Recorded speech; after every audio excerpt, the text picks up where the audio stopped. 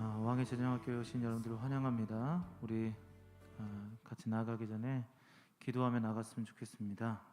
기도하실 때 오늘 강의를 통하여서도 하나님의 은혜가 넘쳐날 수 있도록, 또 하나님이 우리에게 원하시는 그 음성을 우리 각자가 듣고 또 그 말씀에 순종할 수 있게 해달라고, 성령 충만한 시간 되게 해달라고 합심하여 기도하도록 하겠습니다. 기도하겠습니다. 하나님, 주 우리를 붙들어 주시고 인도하여 주시옵소서. 아버지, 놀랍고 놀라우신 은혜를 기억하며 나갈 수 있도록 도와주시고, 우리는 늘 부족하고 연약하나 아버지 하나님, 주님을 온전히 의지하며 나아가오니 주님이 허락하신 은혜 위에 은혜를 더하여 주시옵소서. 이 강의를 통하여서도 우리가 마음을 다하여 주님 앞에 나아갈 수 있도록 도와주시고, 하나님 주님만을 찬양하며 예배하며 정말 아버지 하나님 모든 것 위에 뛰어나신 주님을 바라보게 하여 주시옵소서. 우리 각자 각자의 은혜 말씀으로 말씀하여 주시고, 그 말씀에 앞에 나아가는 저희 모두가 될 수 있도록 우리 역사하여 주시옵소서. 주님만이 우리 모든 것 되십니다. 주님만이 우리 모든 것 되십니다. 그것을 기억하며 나가는 저희가 될 수 있도록 하나님 역사하여 주시옵소서. 하나님, 귀한 시간 주셔서 감사합니다. 우리가 마음을 다하고 뜻을 다하고 우리의 모든 것들을 다하여 주님을 사랑하며 나아가게 하여 주시고, 또 우리가 이 강의를 통하여서 하나님이 주시는 말씀을 듣고 그 말씀에 또 순종할 수 있는 마음까지도, 또 그런 상황까지도 인도하여 주시옵소서. 모든 걸 믿사오며 예수님의 이름으로 기도하였습니다. 아멘. 우리 주님, 우리 힘 되시고 우리의 능력 되심을 고백합니다. 할렐루야. 우리 힘차게 박수치면서 주님을 찬양하도록 하겠습니다.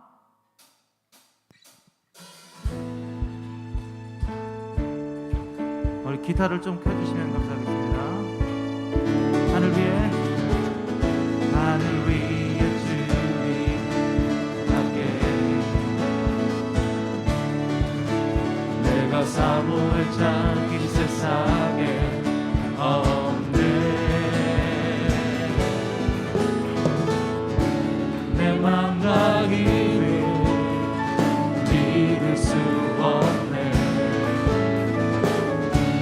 오직 한 가지, 그 진리를 믿네. 주는 나의 힘이요, 주는 나의 힘이요, 주는 나의 힘이요. 영원히 주를 의지하리.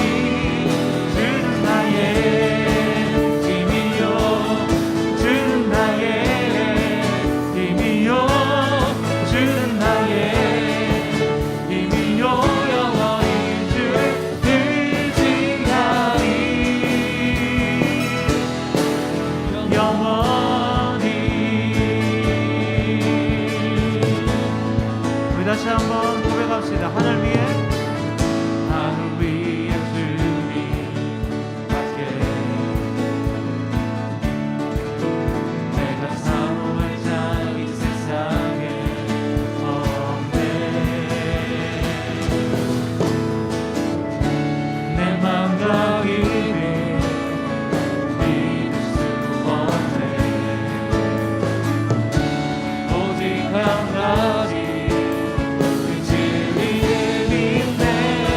주는 나의 힘이요, 주는 나의 힘이요, 주는 나의 힘이요. 영원히 주를 의지하리. 주는 나의 힘이요, 주는 나의 힘이요, 주는 나의 힘이요. 영원히 주를 다시 한번, 주는 나의 힘이요, 주는 나의 힘이요, 주는 나의 힘이요. 영원히 주를 의지.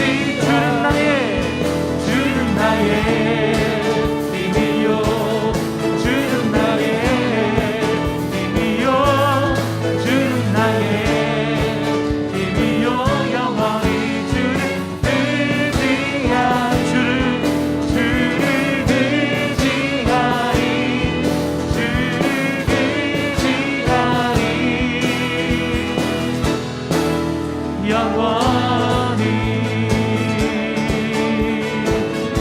우리 주님께 영광을 드리도록 하겠습니다. 아멘.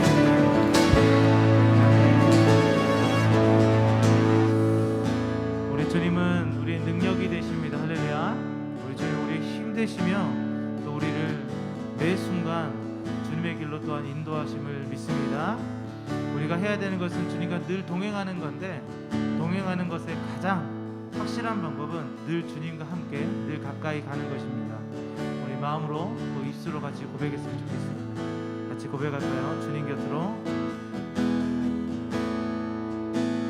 주님 곁으로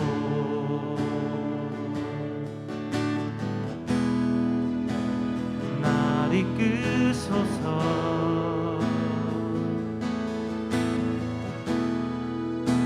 내 모든 것 다 드리며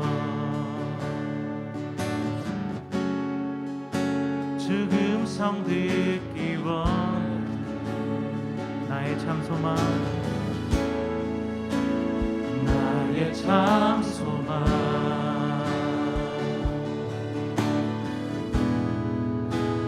그 무엇과도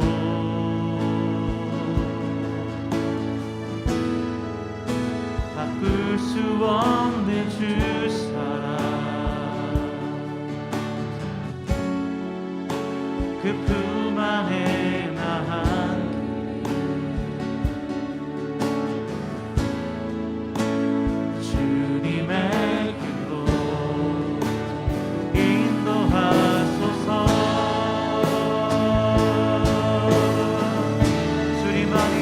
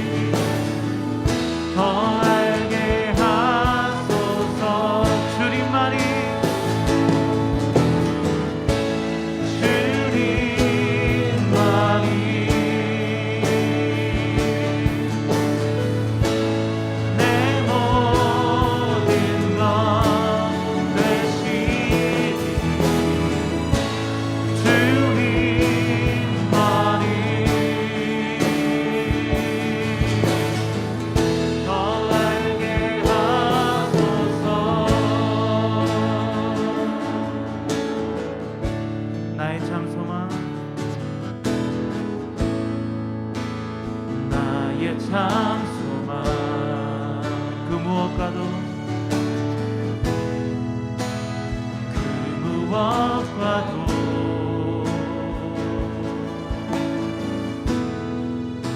바꿀 수 없는 주 사랑. 그 품 안에 나 주님의 길로 인도하소서. 주님의 길로 인도하소서. 우리 같이 고백합시다. 주님만이,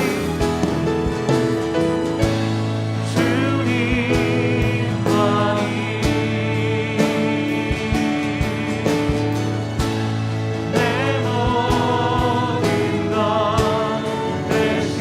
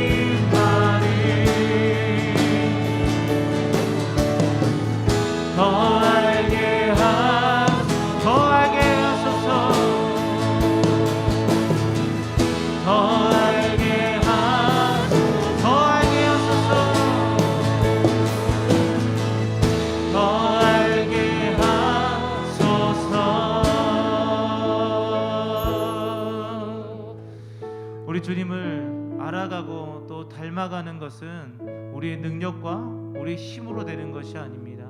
그것은 우리 하나님께서 자기를 드러내 보이셔야 알 수 있고 또 그것을 우리로 하여금 믿게 해야 믿을 수 있는 것입니다. 이 시간 기도하실 때 하나님 우리에게 말씀하여 주시고 또 그 말씀을 우리로 하여금 믿을 수 있는 은혜도 허락해 달라고, 또 이 왕의 제정 훈련을 통해서 더욱더 하나님의 뜻을 발견하는 귀한 시간이 되게 달라고 우리 합심하여 기도하며 나가도록 하겠습니다. 기도하겠습니다.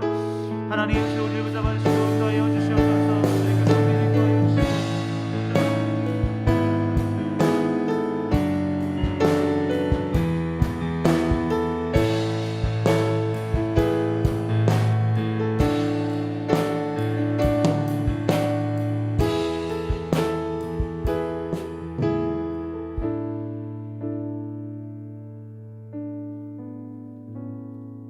하나님 감사합니다. 오늘 이 자리 우리가 주님을 더 깊이 알기 원합니다. 성령님께서 우리에게 은혜 베풀어 주셔서 주님을, 그리고 주님의 뜻이 무엇인지 깊이 알려주시는 그 은혜가 있게 해주십시오. 주님, 그리고 그 뜻을 알았을 때 우리 가운데 주의 뜻을 따라 살고자 하는 그 갈망함이, 그 목마름이 일어나게 해주시고 그 뜻에 따라 순종하여 나아가는 우리 모든 사람들의 발걸음마다 주님의 능력과 사랑으로 덧입히셔서 우리로 말미암아 놀라운 하나님의 나라가 임하도록 축복하여 주십시오. 감사드리고 예수님의 이름으로 기도했습니다. 아멘. 반갑습니다, 여러분. 한 주간 만몬과 잘 싸우셨나요? 치열하게 싸우셨죠? 네. 묵상하시면서 내 마음간에 있었던 그 만몬의 생각들 또 발견하시기도 했을 테고, 또 열심히 영적 전쟁 하시면서 끊어내시기도 하셨을 테고, 네, 지난 한 주간 치열했을 것이라고 믿습니다. 첫 주에는 내가 누구인가에 대해서 배웠고요. 그 다음에 둘째 주는 하나님은 어떤 분이신가, 그리고 그 하나님과 내가 믿음으로 동역하는 삶이 어떤 삶인가 말씀드렸죠. 그리고 그 믿음으로 사는 삶에 있어서 가장 중요한 것은 하나님 말고 나에게 그 주인의 자리를 차지하려고 하는 존재가 있고, 그 존재로부터 정확하게 분별하면서 오직 하나님과 딱 연결되는, 생명의 선을 연결하는 그것이 무엇인지에 대해서 말씀드렸어요. 자, 그림으로 좀 표현을 해보면,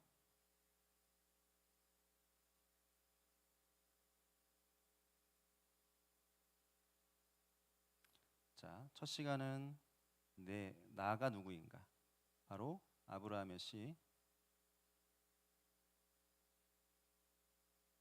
아브라함의 씨라는 거, 그리고 아브라함에게 주셨던 그 약속이 내 거라는 거.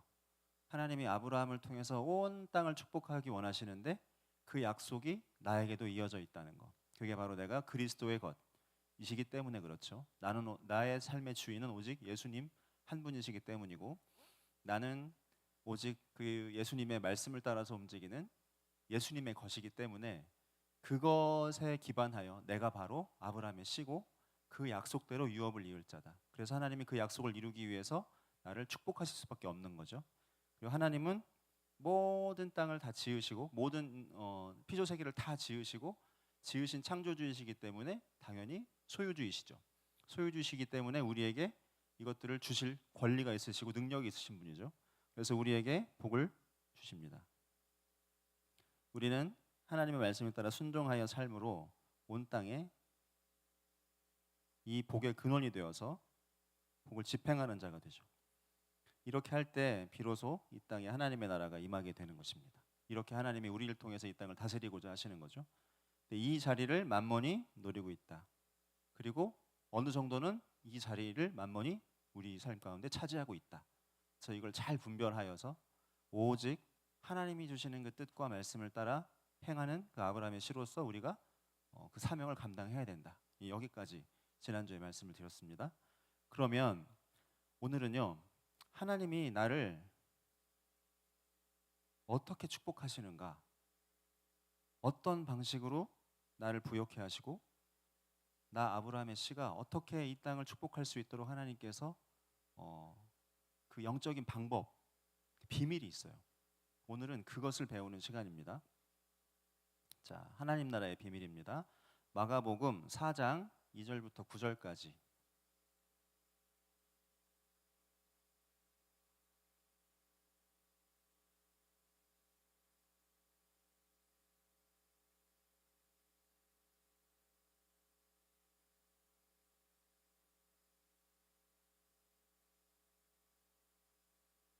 마가복음 4장 2절부터 9절까지 읽겠습니다. 시작. 이에 예수께서 여러 가지를 비유로 가르치시니 그 가르치시는 중에 그들에게 이르시되 들으라. 씨를 뿌리는 자가 뿌리러 나가서 뿌릴새 더러는 길가에 떨어짐에 새들이 와서 먹어버렸고 더러는 흙이 얕은 돌밭에 떨어짐에 흙이 깊지 아니하므로 곧 싹이 나오나 해가 돋은 후에 타서 뿌리가 없으므로 말랐고 더러는 가시떨기에 떨어짐에 가시가 자라 기운을 막음으로 결실하지 못하였고 더러는 좋은 땅에 떨어짐에 자라 무성하여 결실하였으니 30배나 60배나 100배가 되었느니라 하시고 또 이르시되 들을 귀 있는 자는 들으라 하시니라. 아멘. 네. 예수님이 지금 비유로 많은 그 사람들이 있는 그 군중들, 그 무리들, 예수님을 찾으러 온 무리들에게 이 비유로 말씀을 하셨어요. 비유로 가르치신 이유는 이게 비밀이기 때문에 들을 귀 있는 자는 듣고 못 듣는 사람은 듣지 못하게 하시려고 하시는 거예요. 비밀이라고 하는 것은 어느 일정한 부류만 알고 일정한 부류는 모르는 게 비밀이잖아요. 이걸 지금 예수님께서 하나님 나라의 비밀이라고 해서 가르쳐 주신 유일한 비유입니다. 수많은 예수님께서 말씀하신 그 많은 비유 중에 하나님 나라의 비밀이라고 명명되어진 비밀은 이것밖에 없어요. 자, 무리에게 가르치시지만 제자들을 모아서는 또 다르게 풀어주세요. 무리가 듣는 소리와 그 예수님을 따르는 예수님께 생명을 드린 그 제자들에게 예수님이 또 풀어주시는 내용은 또 자세하게 또 다릅니다. 2장 9절 4장이죠. 자, 비유를 설명하시는 것들을 쭉 읽어볼게요. 10절부터 11절부터 읽겠습니다. 11절부터 20절까지 길지만 쭉 읽어보겠습니다. 시작. 이르시되 하나님 나라의 비밀을 너희에게는 주었으나 외인에게는 모든 것을 비유로 하나니 이는 그들로 보기는 보아도 알지 못하며 듣기는 들어도 깨닫지 못하게 하여 돌이켜 죄사함을 얻지 못하게 하려 함이라 하시고 또 이르시되 너희가 이 비유를 알지 못할진대 어떻게 모든 비유를 알겠느냐. 뿌리는 자는 말씀을 뿌리는 것이라. 말씀이 길가에 뿌려졌다는 것은 이를 가리킴이니 곧 말씀을 들었을 때에 사탄이 즉시 와서 그들에게 뿌려진 말씀을 빼앗는 것이요 또 이와 같이 돌밭에 뿌려졌다는 것은 이들을 가리킴이니 곧 말씀을 들을 때에 즉시 기쁨으로 받으나 그 속에 뿌리가 없어 잠깐 견디다가 말씀으로 인하여 환난이나 박해가 일어나는 때에는 곧 넘어지는 자요 또 어떤 이는 가시떨기에 뿌려진 자니 이들은 말씀을 듣기는 하되 세상의 염려와 재물의 유혹과 기타 욕심이 들어와 말씀을 막아 결실하지 못하게 되는 자요 좋은 땅에 뿌려졌다는 것은 곧 말씀을 듣고 받아 30배나 60배나 100배의 결실을 하는 자니라. 아멘. 이 비밀을 풀어주시는데 10절에 11절에 보시면 너희에게는 주었는데 외인에게는 모든 것을 비유로 한다 이렇게 말씀하셨죠. 외인과 너희들 주의 말씀을 따라서 이 땅 가운데 살아낼 사람들 주님의 말씀에 순종해서 하나님의 나라를 임하게 할 사람들 너희들에게는 이 말씀을 풀어주고 그렇지 않은 외인들에게는 이것이 비밀이다는 거예요. 주의 나라에 헌신된 사람들 나 먹고 사는 데 관심이 있는 게 아니라 하나님의 나라 임하는 것에 그것이 나의 우선순위가 있는 모든 이들에게는 이 비밀이 풀어집니다. 반드시 풀어지게 돼 있고 하나님께서 여러분에게 이 비밀을 좀 풀어주시려고 우리를 지금 이 자리에 보내신 것으로 믿습니다. 자, 비유를 알지 못할진대 13절 보시면 이 비유를 알지 못할진대 어떻게 모든 비유를 알겠느냐라고 말씀하셨죠. 왜냐하면 이게 하나님 나라의 비밀이기 때문에 그래요. 11절에 하나님 나라의 비밀을 너희에게는 주었으나 라고 하나님 나라의 비밀이라고 말씀하셨고 13절에 이 비유를 알아야 다른 비유도 안다 지금 말씀하셨어요. 자, 그리고 비유에 대해서 하나씩 풀어주시죠. 뿌리는 자는 말씀을 뿌린다고 했어요. 말씀을 뿌리고 하나는 길가 땅에 있죠. 돌밭이 있고 또 가시떨기 그리고 좋은 땅 네 가지 땅이 있어요.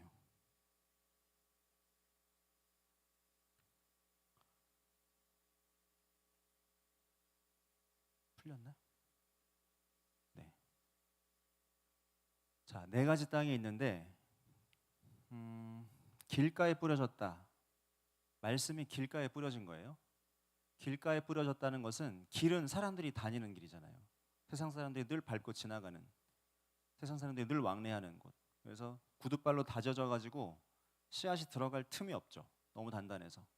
세상적인 사고방식, 늘 세상 사람들이 세상적인 사고방식이 들락날락하는 그런 생각으로 쩔어 있는 그 마음 땅은 말씀이 들어갈 수가 없죠. 왜냐하면 말씀이 말하는 내용하고 세상의 사고방식은 서로 반대거든요. 충돌이 일어나거든요. 그러니까 씨가 딱 떨어지면 씨를 반발해서 튕겨내는 거예요. 그래서 씨가 땅 위에 그대로 노출되게 되죠. 그런 말씀을 똑같이 들었는데 이들이 들은 말씀은, 길가 땅에 떨어진 말씀은 그냥 사탄이 집어갑니다. 전혀 말씀이 역사가 안 돼요. 토양 안으로 씨앗이 들어가야 그 다음에 물을 만나고 싹이 나고 무슨 변화가 나타날 텐데 이 길가 땅에는 아예 들어가질 않아요. 그러니까 똑같이 듣긴 듣는데 이게 열리질 않는 거죠. 영적인 귀가 전혀 열려 있지 않은 그런 상황을 말합니다. 돌밭에 뿌려졌다는 것은 위에 토양은 있어서 씨는 들어가요. 근데 밑에 기반이 돌이에요. 흙이 두텁지가 않아서 일단 토양이 들어가고 토양 속에 들어간 다음에 이게 은혜로 말미암아 싹이 나죠. 물을 만나면 싹이 나서 자라긴 자라요. 뿌리가 나죠. 그런데 토양이 워낙 얇기 때문에 이제 날씨가 여름에 뜨거운 날씨 막 다 시들어 버리잖아요. 여름 한참 뜨거울 때는. 그러다가 저녁 되면 좀 살아나고. 아침마다 화단에 우리가 물을 막 주잖아요. 한여름에는. 이런 것처럼 토양이 얇은 이 상황이 되면 태양이 뜨거운 상황에서 견디지 못하고 말라버리는 거죠. 이걸 지금 뭐라 말씀하셨냐면 말씀을 들을 때 즉시 기쁨으로 받아요. 그래서 마음 안으로 말씀이 들어갔어요. 들어가서 말씀대로 살아야지 하고 결정을 했어요. 삶 가운데 그 행하는 과정에 말씀으로 살다 보면 일어나는 수많은 박해들이 있죠. 어려움들이 있죠. 말씀의 원칙대로 살려면 세상 사람들한테 손가락질 받거나 박해받는 일, 멸시받는 일, 따돌림 당하는 일들이 생기는 거예요. 그럴 때 어떻게 하냐면 그냥 다시 원래대로 돌아가기로 결정을 해버리는 거예요. 네. 곧 넘어지는 자라고 했죠. 말씀으로 인하여 환난이나 박해가 일어날 때는 곧 넘어지는 자요. 그러니까 이걸 버텨줄 만한 토양이 밑에 없는 거죠. 밑에가 너무 단단하기 때문에. 겉에 부드러운 흙은 너무 얇고 밑에 단단한 층은 너무 두꺼우니까. 그러니까 밑에 단단한 건 뭐냐면 아까 말한 길가 땅과 같은 상태가 밑바닥에 존재하는 거예요. 그리고 그 위에 얇은 흙이 있어요. 거기에 씨앗이 떨어져서 은혜로 받았긴 하지만 결국 그 밑바닥은 세상적인 사고방식이 여전히 깔려 있기 때문에 살려고 했을 때 결정적인 순간에 결국은 다시 말씀을 버리고 세상으로 돌아간다는 것입니다. 자, 그리고 가시떨기가 있어요. 가시떨기는 씨앗이 들어가서 싹이 나서 자라요. 자라는데 씨앗만 자라는 게 아니라 여기 뭐가 자라냐면 가시덩굴이 자라는 거예요. 이 가시떨기는 훨씬 더 풍성하고 무성하게 자라고 더 날카롭게 막 자라는 거죠. 그래서 말씀으로 인한 이 싹이 자라서 열매 맺기도 전에 이것들에 가려져 가지고 이게 제대로 열매를 못 맺는 거예요. 열매를 못 맺습니다. 자, 이게 뭐냐면 19절 세상의 염려와 재물의 유혹과 기타 욕심. 자, 재물의 유혹 뭐예요? 만몬의 영향을 받고 있는 거예요. 기타 욕심. 이것도 만몬의 영향을 받고 있는 거죠. 세상의 염려, 두려움, 그리고 인색함. 이것도 다 만몬의 영향을 받고 있는 거예요. 그러니까 제대로 주인이 안 맡긴 상태에서 은혜를 몽땅 받았어요. 살려고 하는데 만몬의 영향력을 받았기 때문에 이것이 결실이 안 돼요. 믿음으로 사라지지가 않는 거예요. 성장은 하는 것 같지만 열심히 주님을 만나고 뜨겁고 영적으로 성장하는 것 같지만 실제로는 열매가 안 맺혀요. 지난번에 말씀드렸던 그 만몬의 영향력 가운데 있는데 고개 같은 토양 안에 있기 때문에 그렇습니다. 이것들이 잘 끊어지고 다 파헤쳐지고 다 솎아져야 말씀이 온전히 그 토양 안에서 자라면서 온전히 꽃이 피고 열매 맺으면서 30배, 60배, 100배의 결실을 맺는 거죠. 자, 좋은 땅에 뿌려졌다는 것은 말씀을 듣고 받아 30배, 60배, 100배의 결실을 한다. 좋은 땅은 30배, 60배, 100배. 이게 좋은 땅이라는 거예요. 그래서 농사를 짓는 사람은 반드시 땅이 좋은 땅에다 씨를 심어야 하고요. 또 땅이 좋지 않을 때는 땅을 좋게 만들어서 씨를 심어야 돼요. 저희 지부 뒤편에 건물들이 다닥다닥 붙어 있고 저희 지부 뒤편에 달아낸 공간이 있었어요. 그거를 싹 헐었어요. 지부 건물을 단면으로 보면 지부 건물이 이렇게 있고 요 앞에 이제 캔길이 있어요. 지부 뒤편에 또 다른 건물이 이렇게 있을 거 아니에요? 그럼 여기에다가 달아낸 이런 공간이 있었어요. 저희 지부를 리모델링 하기 전에 이 불법이니까 싹 헐어버렸습니다. 이걸 싹 헐고 여기다 데크를 깔고 여기에 뭐가 있었냐면 여기 역시 달아낸 화단이 있었어요. 화단이 이 화단 안에 이 길이가 어떻게 됐냐면 길이가 약 10m 정도 되는 화단이에요. 폭은 한 1m 될까요? 아주 가늘고 긴 형태의 화단이 이 정도 높이로 있어요. 사람 허리 높이로. 근데 여기에 막 나무들이 많이 심어져 있었는데 공사하시면서 나무를 싹 베어냈고요. 저희가 지부 이제 입주하면서 이 화단을 잘 해가지고 여기에서 뭔가를 잘 키워보자 이제 생각을 했죠. 그래서 여기를 보니까 땅이 좋지 않은 거예요. 그래서 땅을 막 팠어요. 밑에 돌짝들이 들어있을 거 아닙니까? 좋은 땅을 만들기 위해서 막 팠는데 돌짝만 나오는 게 아니라 이 안에서 뭐 벽돌에 뭐 옷걸이, 부탄가스, 뭐 깨진 유리 조각, 바카스병, 뭐 별게 다 나오는 거예요. 막 공사 쓰레기부터 해가지고 그거를 다 파냈어요. 다 파내고 흙을 돋아가지고 씨를 뿌리고 지금 여름에 꽤나 많이 여기서 나는 것들을 많이 먹었어요. 그리고 첫 열매는 고히 또 따로 구별해서 우리 홍성곤 목사님과 뮤진 간사님 갖다 드렸어요. 특히 오이 이런 거 갖다 드리고 아주 흡족하게 드시더라고요. 자, 이 땅을 좋게 만드는 과정이 필요합니다. 여러분 안에 지금 돌짝밭이나 또는 가시떨기의 형상이 있거나 심지어 길가 땅인 분은 여기 와 앉아 계시진 않겠죠. 여러분 안에 말씀을 받아들일 만한 토양이 있기 때문에 하나님께서 이 자리에 초청을 하셨을 테고 그런데 그 안에 돌짝들이 받치고 있거나 가시떨기들이 혹시라도 있다고 여겨지시면 말씀으로 하나님께서 그걸 보여주시면 여러분들이 그것들을 제거하고 좋은 땅 되기로 결정을 하시면 되는 것입니다. 여러분은 아브라함의 씨이기 때문에 하나님이 좋은 땅이라 여기시고 이 자리에 부르신 거예요. 좋은 땅이에요. 좋은 땅일수록 가시떨기도 많고 벌레도 많고 더 많은 그 노력이 필요합니다. 손길이. 늘 여러분이 지금 말씀 앞에 나아가시면서 그 가운데 하나님께서 보여주시는 대로 그 인도하시는 대로 순종해서 나아가실 때마다 또 말씀을 계속 그 자리에 심고 가라지는 가시떨기를 뽑아내실 때마다 점점 더 여러분이 지금 좋은 땅으로 되어 가십니다. 하나님 여러분 안에 이 분명히 30배, 60배, 100배의 결실을 맺기 위해서 여러분을 지금 계속 좋은 땅으로 만들어 가시는 중이고 이미 여러분은 좋은 땅이세요. 좋은 땅이니까 투자를 하신 거죠. 자, 그 가운데 여러분이 있음을 믿습니다. 자, 이 좋은 땅에 있다는 것을 다시 다른 말씀으로 한번 보겠습니다. 누가복음 8장 15절이에요.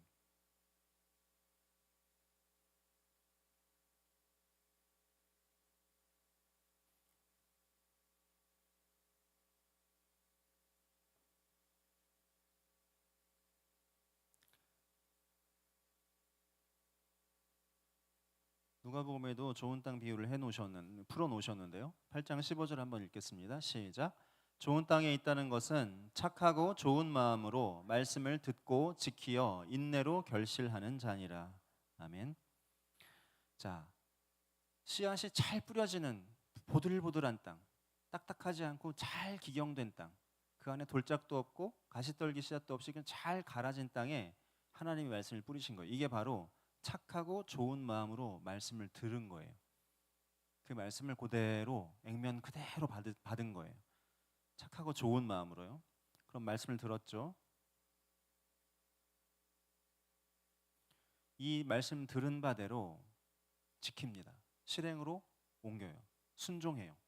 내 삶에 반영하고 적용하고 이대로 맞지 않는 것이 있으면 바꿔나가요. 지키어. 그런데 이것만으로는 바로 결실이 맺지 않아요. 시간이 필요해요. 그 기간 인내의 시간이 필요합니다. 말씀으로 인하여 환란이 올 때도 있고 여러 가지 고난이 있을 수 있어요. 그리고 열심히 지키고 사는데도 아무런 변화가 없는 것 같을 때도 있어요. 땅의 속에서는 비록 싹이 나고 뿌리가 내리는 그 씨앗의 변화는 있을지언정 그 흙 표면으로 싹이 나오는 데까지 또 시간이 걸리잖아요. 이 변화를 전혀 못 느끼는 채로 그냥 뜬구름 잡는 것처럼 말씀을 따라 사는 것, 이 믿음으로 사는 것이 그냥 그렇게 될 수도 있어요. 그런데 그 시간도 지나고 싹이 나고 꽃이 피고 열매 맺는 시간도 또 지나고 그 열매로 말미암아 수확을 하게 되는 시간까지 시간이 필요합니다. 그 인내로 결국은 결실하게 되는 거죠. 자,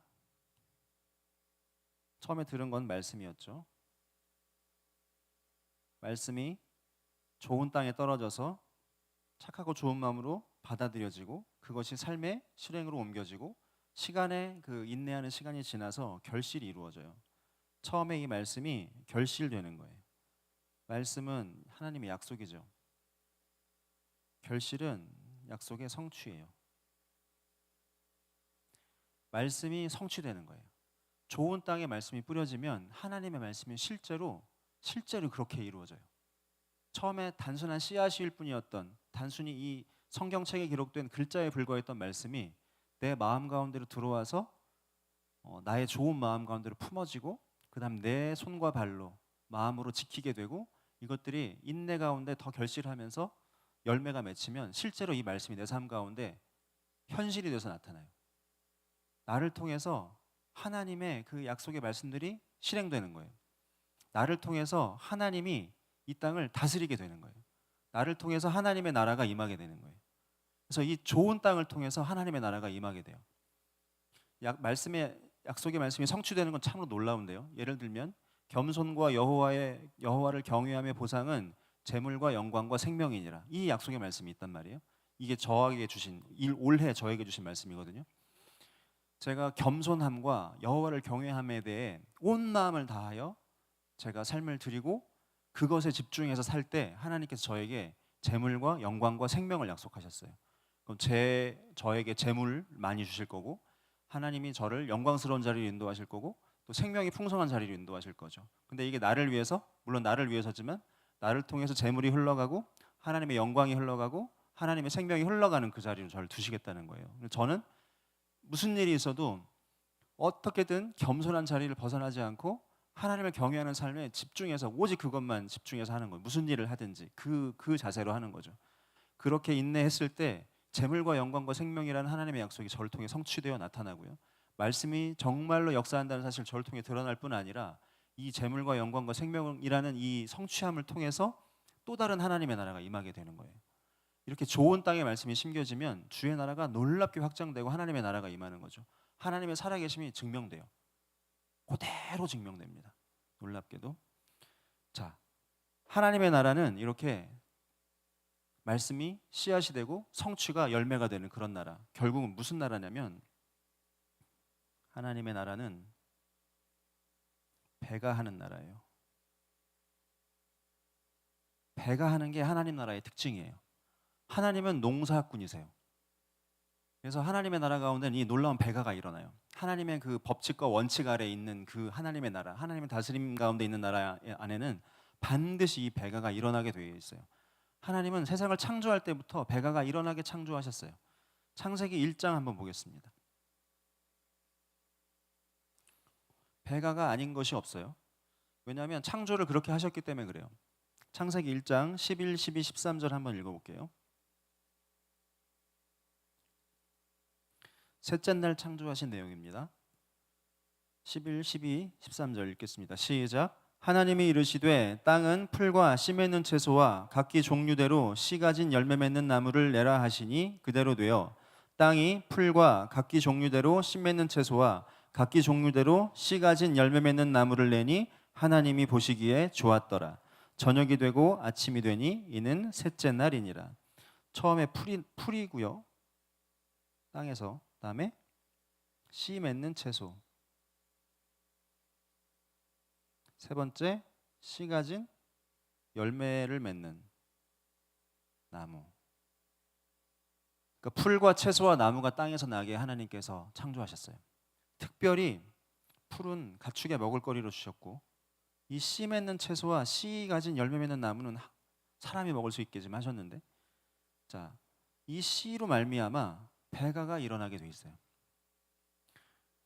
하나님이 창조하신 모든 것은 그냥 하나 나는 법이 없습니다. 애초부터 옥수수만 해도요. 우리 홍성근 목사님이 자주 드시는 그 예신데 목사님이 엄청 좋아하세요 옥수수를. 옥수수가 이렇게 옥수수가 이렇게 있습니다. 그러면 이 옥수수가 뭐 이렇게 옥수수 알을 이렇게 나눠 볼게요.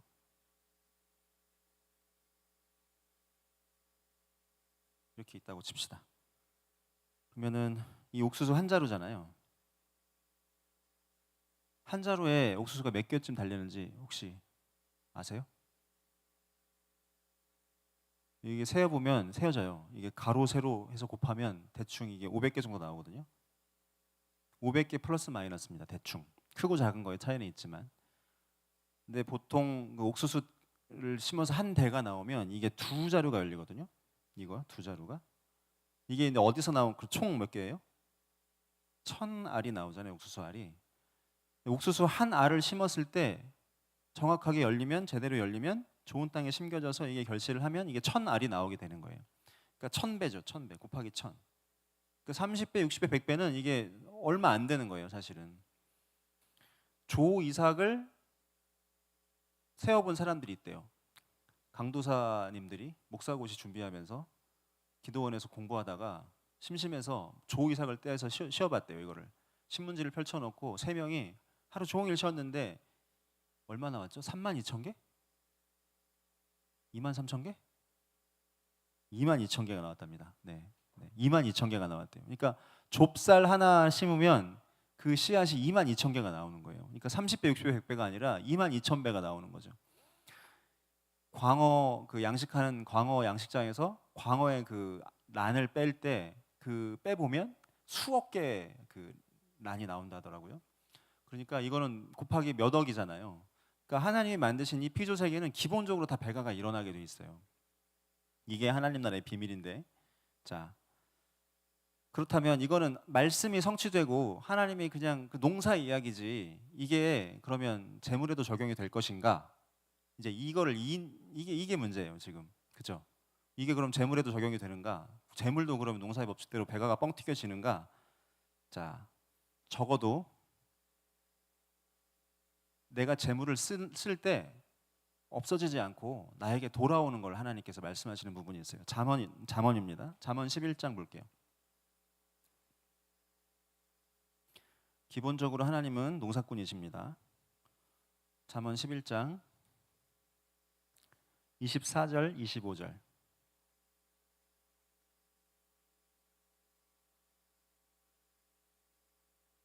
잠언 11장 24절 25절 한번 읽어볼게요. 찾으셨죠? 시작. 흩어 구제하여도 더욱 부하게 되는 일이 있나니 과도히 아껴도 가난하게 될 뿐이니라. 구제를 좋아하는 자는 풍족하여질 것이요 남을 윤택하게 하는 자는 자기도 윤택하여지리라. 아멘. 자, 여기 뭐라고 하냐면 구제를 하는데 흩어 구제한다 이랬어요. 흩어. 어떤 동작이에요? 흩는 게 쫙쫙 흩는 거죠. 씨를 뿌리는 동작입니다. 이게 농사 짓는 거예요. 흩어 구제한다. 골고루 나눠주는 거예요. 가난하고 불쌍한 사람들에게 나의 것들을 쪼개서 골고루 나눠주는 거예요. 여러 사람한테 돌아가도록 골고루 씨를 뿌리듯이 이렇게 흩어 구제하면 어떻게 되냐면 내 재산이 없어진다. 내가 100만 원 버는데 뭐 10만 원 정도를 흩어서 구제했어요. 그러면 내 재산이 90만 원으로 줄어들고 10만 원은 없어졌다? 그렇게 하나님이 말씀하지 않으시고요. 더욱 부하게 된다.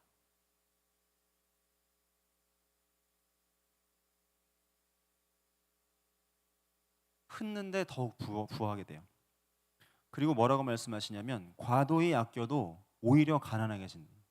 꽉 쥐고 있으면 인색하게 만몬의 영향을 받아서 꽉 잡고 있으면 오히려 그게 가난해지는 꼴이라는 거예요. 그 케냐에 저희가 4번을 아웃리치를 갔어요. 그리고 첫 번째, 두 번째는 그곳에 의료 활동, 그다음에 가난한 자들에게 그 식량을 나눠주는 그런 사역, 그다음에 문화 사역, 예술 사역 이런 것들을 하면서 했어요. 그런데 이렇게 그냥 먹을 것만 줘서는 안 되겠다 싶어서 세 번째, 네 번째부터는 재정 그 스쿨을 같이 들어갔어요. 그래서 4박 5일 정도의 기간으로 해가지고 재정 세미나를 거기서 여는 거예요. 재정 캠프를. 그래서 현지 목회자들 이렇게 다 불러가지고 그 베이스 안에서 먹고 자고 하면서 하루 종일 말씀을 가르치는 거예요. 그런데 이 재정 캠프가 실패할 거라고 선교사님이 절대 안 된다고 그랬어요. 왜냐하면 이 사람들이 한번 주면 절대 안 논대요. 선교사님이 거기에서 수십 년간 헌신하면서 이들에게서 뭘 받아 먹어본 적이 없대요. 거기서 그렇게 헌신하고 있는데도 인정은 받는데 자기 걸 내놔서 선교사님 섬기는 법이 없대요. 가난하면 가난할수록 더 인색해지잖아요, 사람들이. 왜냐하면 없으니까 있는 거를 꽉 쥐지 않으면 굶어 죽을지 모른다는 두려움이 있는 거예요. 기본적으로 만몬에 딱 잡혀 있는 거예요. 그러니까 또 더 가난한 거죠. 이건 나중에 여러분들 OK 운동이나 이런 거 이제 그 강의를 하실 때 유현미 간사님이 또 잘 풀어주실 거예요. 이렇게 과도히 아끼면 거꾸로 가난해집니다. 흩어서 계속 씨앗을 뿌려야 더욱 부하게 된다. 25절 구제를 좋아하면 풍족해진다. 남을 윤택하게 하는 자는 자기도 윤택해진다. 지금 이렇게 말씀하시죠. 그러니까 돈을 쓰는데 없어지는 게 아니라 다시 지금 나한테 돌아오는 그런 돈이 있다는 걸 말씀하세요. 누가복음 또 볼게요. 누가복음 6장 38절입니다.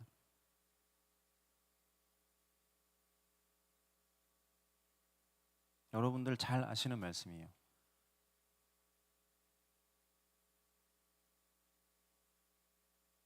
누가복음 6장 38절입니다.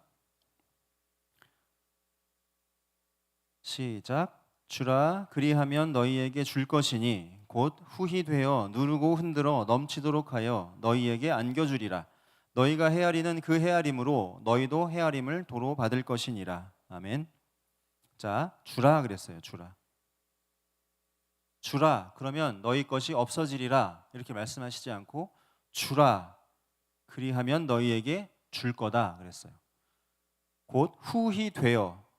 후히 되다는 것은 되로 곡식을 뜨는데 곡식을 딱 떠서 쫙 잘라가지고 뜨는 게 아니라 그냥 고봉으로 그냥 넘치게 푹 뜨는 거예요. 완전히 후하게 되고 누르고 흔들어요. 그 돼 안에 빈틈이 있을까봐 그 곡식을 꾹꾹꾹 누르고 흔들어요. 흔들면 그 빈틈으로 작은 알갱이들이 들어가잖아요. 그래서 그 돼 안에 모든 빈 공간이 다 채워지죠.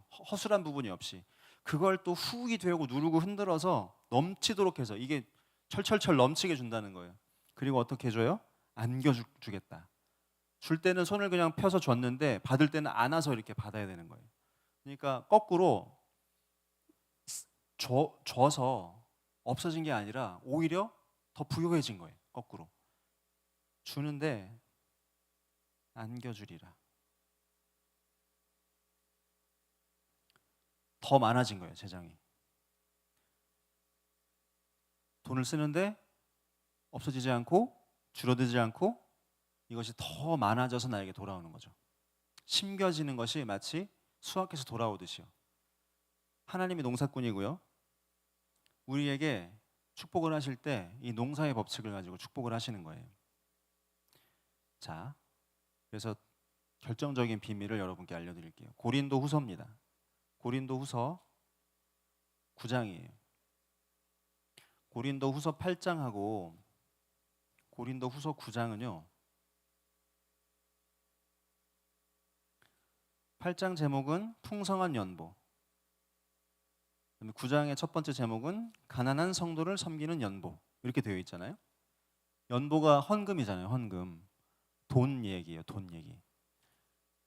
성경을 전체를 통틀어서 돈 얘기를 이렇게 연달아 두 개의 장을 할애해서 설명하는 부분은 여기 말고는 없어요. 그러니까 하나님이 돈에 대해서 어떻게 생각을 하시는지 이 안에 비밀이 들어있다는 거예요.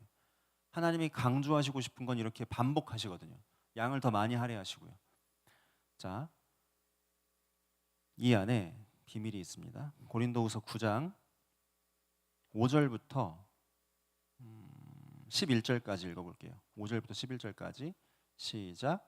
그러므로 내가 이 형제들로 먼저 너희에게 가서 너희가 전에 약속한 연보를 미리 준비하게 하도록 권면하는 것이 필요한 줄 생각하였노니 이렇게 준비하여야 참 연보답고 억지가 아니니라. 이것은 곧 적게 심는 자는 적게 거두고 많이 심는 자는 많이 거둔다 하는 말이로다. 각각 그 마음에 정한 대로 할 것이요 인색함으로나 억지로 하지 말지니 하나님은 즐겨내는 자를 사랑하시느니라. 하나님이 능히 모든 은혜를 너희에게 넘치게 하시나니 이는 너희로 모든 일에 항상 모든 것이 넉넉하여 모든 착한 일을 넘치게 하게 하려 하심이라. 기록된 바 그가 흩어 가난한 자들에게 주었으니 그의 의가 영원토록 있느니라 함과 같으니라.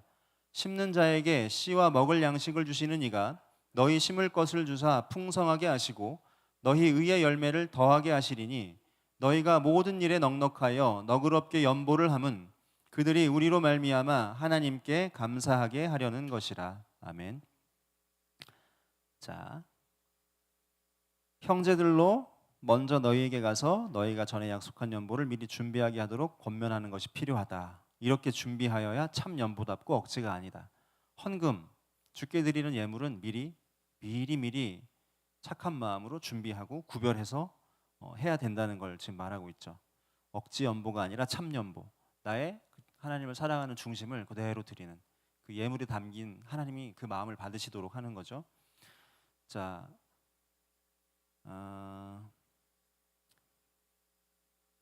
5절부터요 11절까지 쭉 볼게요. 5절, 6절, 7절, 8절, 9절, 10절, 11절. 자, 5절은 뭐 이야기예요? 헌금 이야기죠.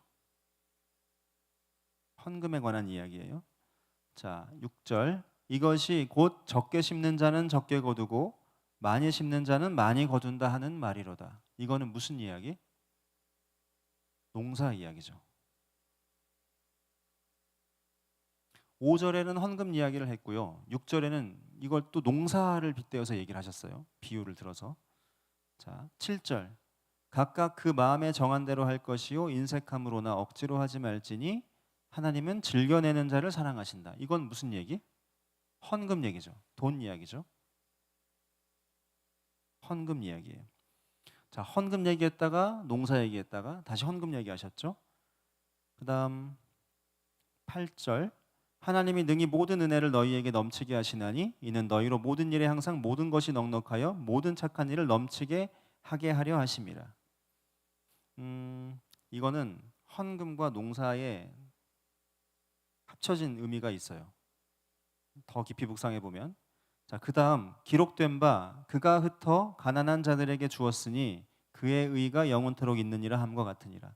흩는다 할 때는 농사의 의미가 있고, 가난한 자들에게 주었다, 이 재물, 이 헌금, 돈 이야기입니다. 이게 지금. 그리고 심는 자에게 씨와 먹을 양식을 주시니가 너희 심을 것을 주사 풍성하게 하시고 너희 의의 열매를 더하게 하신다. 심는 자, 씨, 양식, 심을 것, 열매. 무슨 얘기예요? 농사 얘기죠. 11절. 너희가 모든 일에 넉넉하여 너그럽게 연보를 함은 그들이 우리로 말미암아 하나님께 감사하게 하려는 것이라. 무슨 얘기예요? 헌금 이야기죠. 자, 헌금 농사, 헌금 농사, 헌금 농사, 헌금 농사. 계속 헌금과 농사의 비유가 번갈아 가면서 지금 나오고 있어요. 계속. 이 말이 뭐냐면요. 어떤 헌금은, 하나님께 드려지는 어떤 재물은 농사의 법칙이 적용이 된다는 거예요. 하나님 지금 이 비밀을 이 가운데 지금 심어 놓으신 거예요. 아까 흩어 구제하는데 더욱 부하해지고 남을 구제하는 자는 자기도 윤택해진다 말씀하셨죠. 그러니까 돈을 사용하는데 이게 없어지는 게 아니라 마치 우리가 땅속에 씨앗을 심는 것처럼, 씨앗을 심으면 내 씨앗 주머니에서 나가가지고 사라져서 썩어서 없어지는 게 아니잖아요. 기대를 가지고 내가 씨를 심죠. 씨가 없어졌다고 생각하지 않죠. 실제로 씨앗에 싹이 나서 열매가 맺고 내가 수확을 하죠. 배가 된 수확을 내가 하잖아요. 그걸 기대하면서 심잖아요. 그죠? 그런 것처럼 어떤 돈은 씨앗을 땅에 심는 것처럼 심겨지는 돈이 있다는 거예요. 그리고 농사처럼 이것들이 자라고 열매 맺고 수확하는 그런 법칙이 적용되는 그런 룰들이 있다는 거예요. 하나님 나라 안에서. 이게 비밀이라는 거죠. 그래서 하나님의 말씀이 좋은 땅에 심겨져서 30배, 60배, 100배 그 말씀의 성취가 일어나는 것처럼 재물도 어떤 좋은 땅인가는 심으면 배가가 일어나는 영역이 있다는 거예요. 그 좋은 땅이 어디인지, 어떻게 심고 어떻게 거두는지 오늘 그것을 다루고자 하는 것입니다. 그래서 이 심고 거두는 법칙에 의해서 하나님이 우리를 축복하시는 거예요. 우리를 그를 통해서 부욕해 하시는 거예요. 이 말씀은 후에 강의 말미에 또다시 다시 살펴볼게요. 자, 그럼 좋은 땅이 있는 거예요. 아까 길가 땅, 가시떨기 땅, 그다음에 돌짝밭, 그리고 좋은 땅이 있었듯이 돈을 쓸 때 어떤 곳은 쓰면 없어지는 곳이 있지만 어떤 곳은 심겨지는 곳이 있어요. 말씀에 말씀에 나와 있어요. 좋은 땅이 어디 있는지. 자, 첫 번째 좋은 땅. 첫 번째 좋은 땅 잠언 19장 17절입니다. 잠언 19장 17절.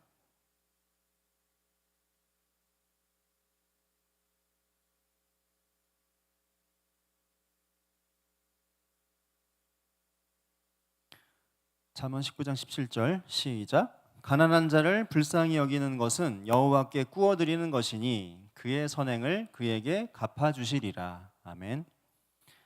가난한 자, 바로 첫 번째 좋은 땅은요, 가난한 자예요.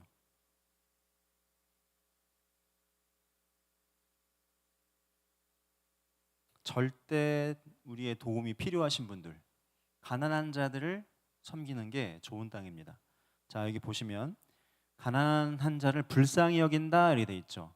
불쌍히 여긴다는 것은 지나가는 그 왜 우리 뭐 유니세프 뭐 광고 같은 거 보면 아이들 막 똘망 아주 빛나는 눈망울에 밑에 막 눈곱 껴 있고 막 입으로 팔이 들어갔다 나오고 막 빼짝 말라가지고 배볼록 나오고 막 이런 아프리카 아이들 모습 보여주잖아요.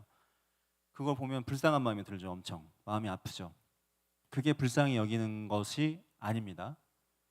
이 아이를 보면서 막 아픈 마음이 들고 뭐 아프리카 땅을 생각하면 막 가슴이 뜨거워지고 눈물이 나고 하나님께 기도가 절로 나오고 여기까지 간 것은 불쌍히 여기는 게 아니에요. 하나님은 뭐라고 말씀하시냐면 내 보물이 있는 곳에 내 마음이 있다 이렇게 말씀하시거든요. 마음이 있는 곳에 보물이 있는 게 아니라 보물이 있는 그곳에 내 마음이 있다 하신 거예요. 그러니까 불쌍하다라고 마음만 먹고 내가 재물로 섬기지 않으면, 나의 수고나 재물이 가지 않으면 마음이 안 간 거예요. 왜냐하면 재물이 안 갔으니까, 보물이 안 갔으니까, 나의 소중한 것이 안 가면 마음이 안 간 거거든요. 그러니까 가난한 자를 불쌍히 여긴다는 것은 실제로 나의 수고와 헌신, 재물이 들어감으로 그들을 섬기는 걸 말합니다. 단순히 불쌍하다는 감정을 갖고 있는다는 걸 말하는 게 아니라요. 그래서 가난한 자를 불쌍히 여기는 것은 내 재물을 풀어서 흩어 구제하는 걸 말해요. 그것인데 여호와께 구워드리는 거래요. 하나님이 이건 나한테 구워줬다. 하나님의 계산법은 내가 너한테 꿨다 이렇게 간주하신다는 거죠.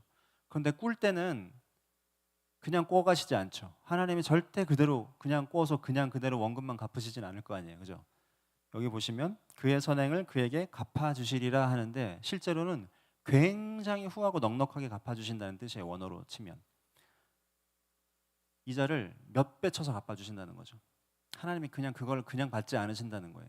가난한 자를 진짜 불쌍히 여겨서 너의 마음이 움직이고 너의 재물이 움직이고 내가 너에게 말한 대로 이것을 너의 재물을 사용해서 이들을 섬긴다면 내가 그거를 받아서 후하게 갚아서 돌려주겠다, 되갚아주겠다는 거죠.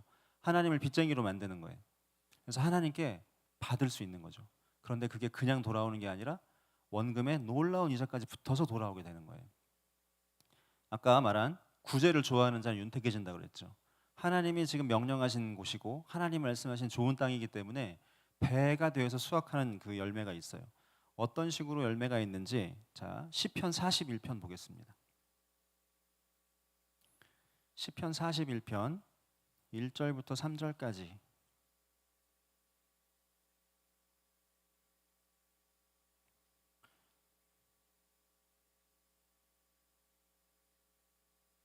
시편 41편 1절 3절 읽겠습니다. 시작. 가난한 자를 보살피는 자에게 복이 있으며 재앙의 날에 여호와께서 그를 건지시리로다. 여호와께서 그를 지키사 살게 하시리니 그가 이 세상에서 복을 받을 것이라. 주여 그를 그 원수들의 뜻에 맡기지 마소서. 여호와께서 그를 병상에서 붙드시고 그가 누워 있을 때마다 그의 병을 고쳐 주시나이다. 아멘. 가난한 사람을 섬기면 지금 뭘 약속하셨냐면 첫 번째 재앙의 날에 그를 하나님께서 건지신대요. 코로나가 휩쓸고 있는 이 공포의 시간들, 이 시세에 하나님이 그 사람을 건지세요. 코로나인데 잘 돼요. 사업이 보호받아요. 코로나인데 대박 나요. 거꾸로 적어도 그 망하는 흐름 가운데 있게 두지 않으세요. 그 시세에 떠내려가도록 두지 않으시고 하나님의 특별한 보호가 임합니다. 재앙의 날에 건지신다. 재앙으로부터 보호하시는 은혜가 있고요. 두 번째, 그를 지키사 살게 하신다. 그리고 이 세상에서 복을 받을 것이라 주여 그를 그의 원수들의 뜻에 맡기지 마소서.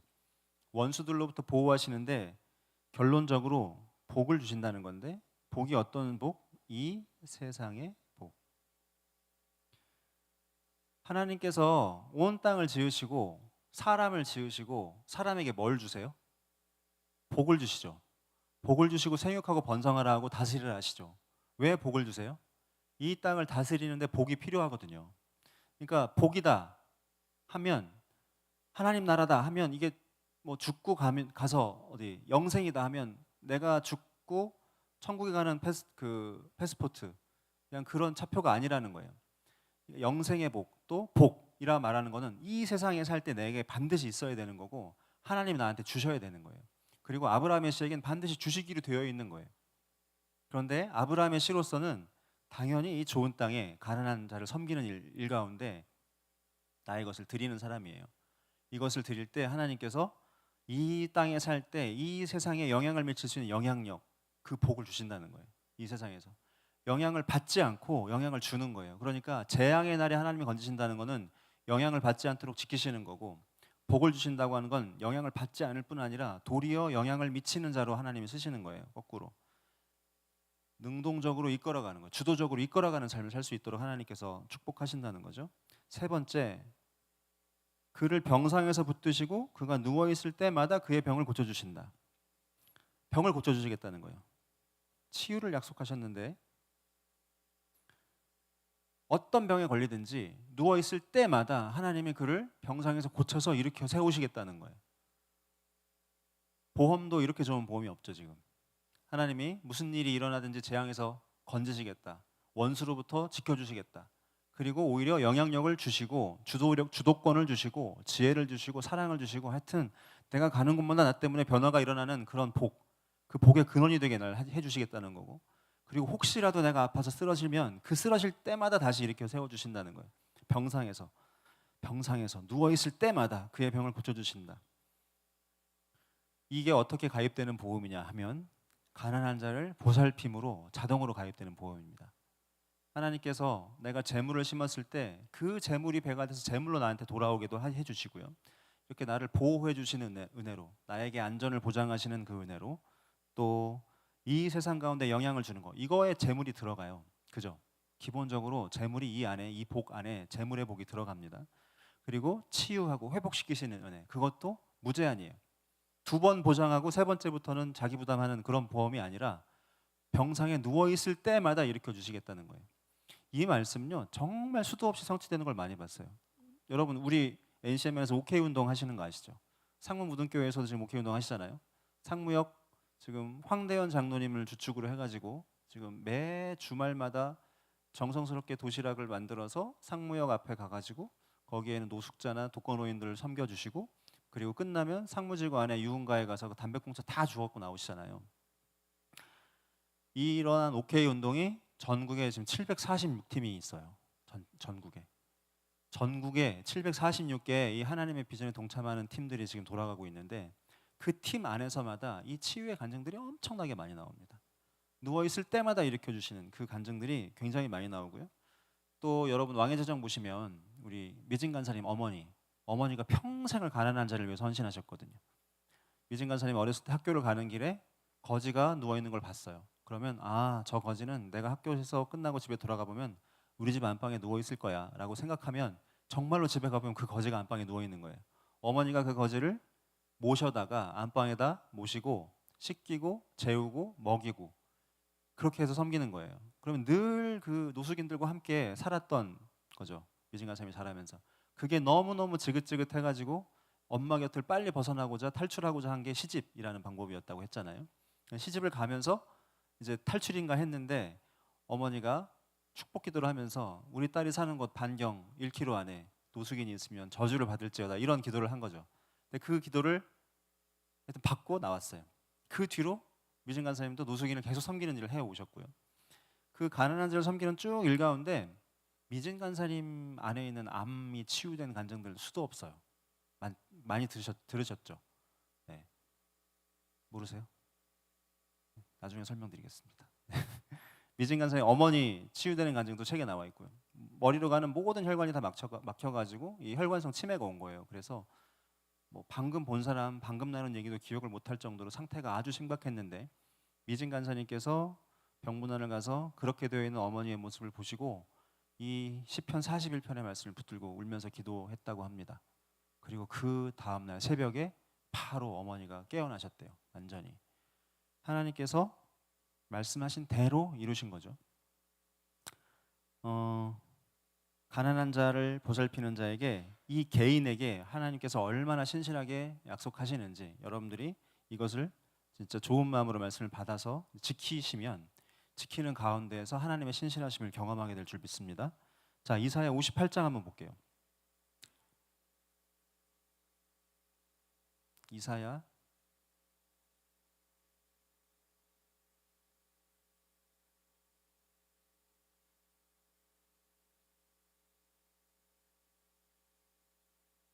58장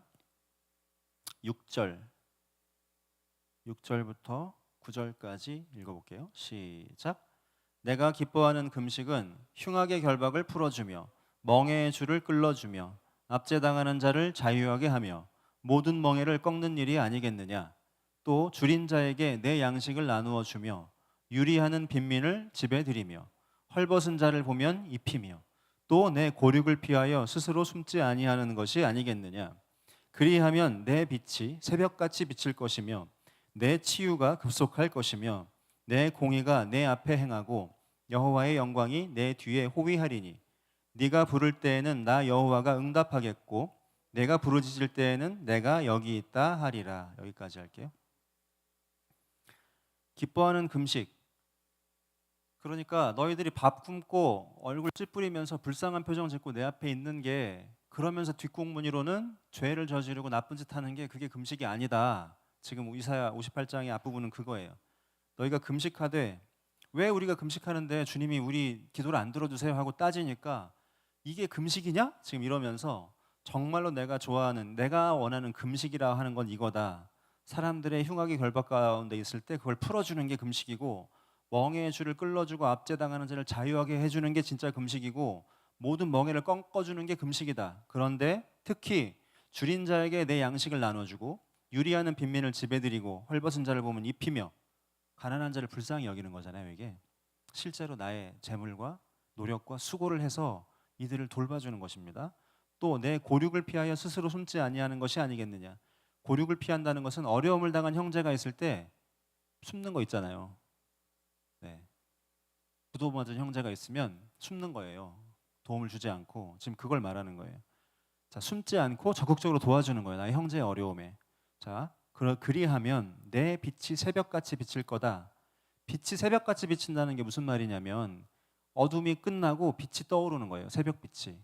지금까지 어둠이고 추웠고 정말 깜깜한 밤 가운데 지쳐있는 상황이라면 비로소 새벽빛이 떠올라서 상황이 반전되는 거예요.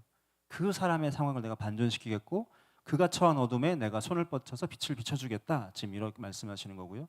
네 치유가 급속할 것이다. 병상에 누워 있을 때마다 치유하시겠다는 약속과 똑같죠. 네 공의가 네 앞에 행해.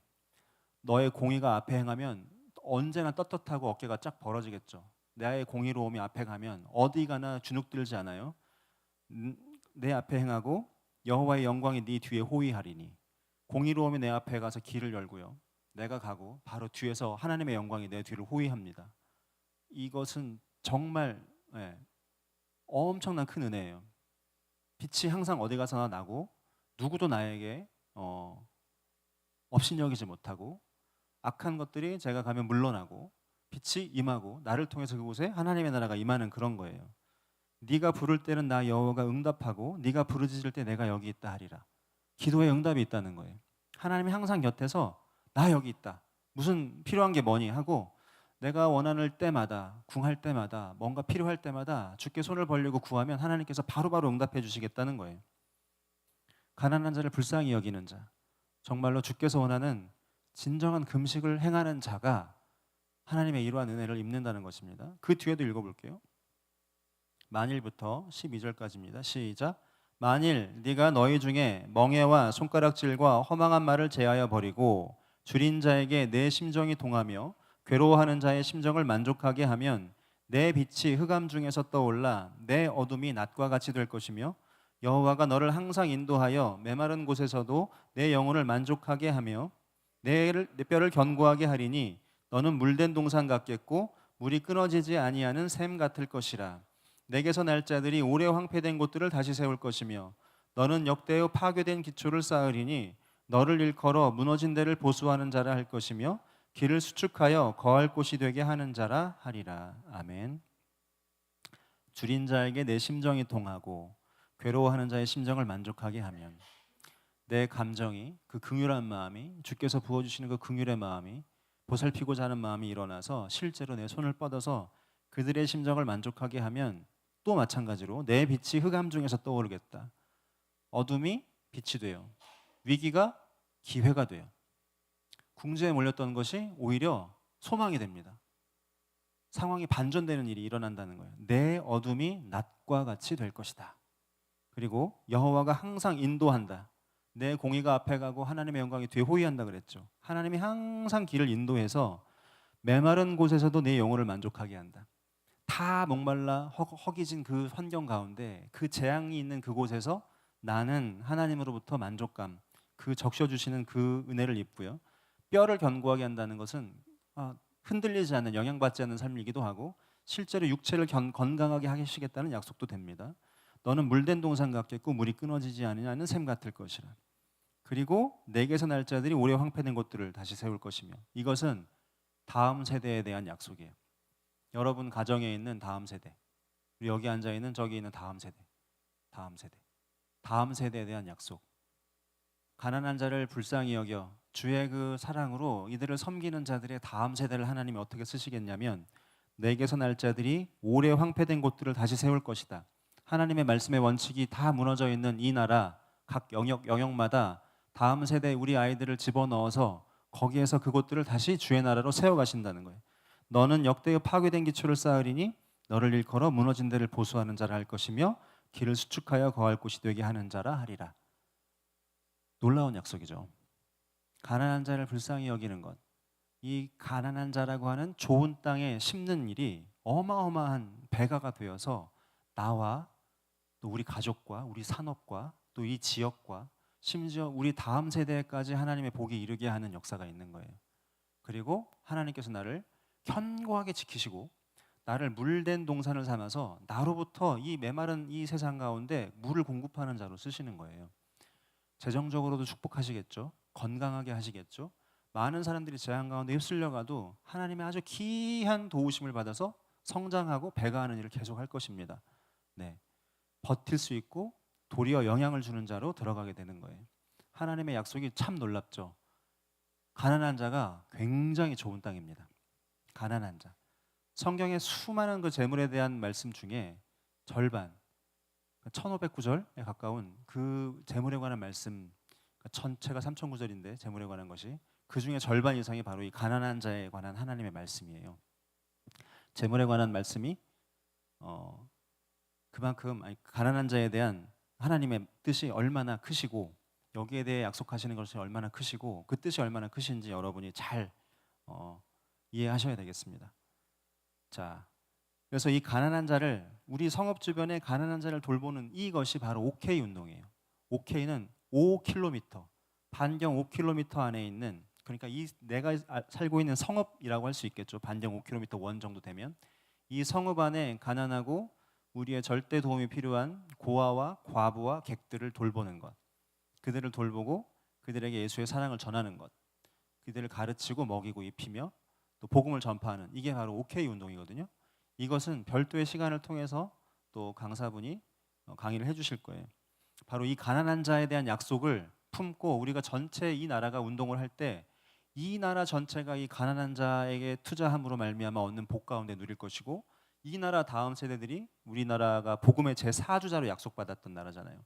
그 약속을 성취하는 일꾼이 될 것입니다. 그러니까 이 일을 이루기 위해서 NCMN이 아주 강력하게 지금 추진하고 있고 같이 일으키고 있는 운동이 바로 OK 운동인데, 아까 말씀드린 대로 전국에 746팀이 있고 그 중에 한 팀이 이 상무 고등교회 팀이라는 거죠. 여러분들 지금 그 가운데 지금 계신 거예요. 자, 두 번째 좋은 땅입니다. 두 번째 좋은 땅 빌립보서 4장이에요.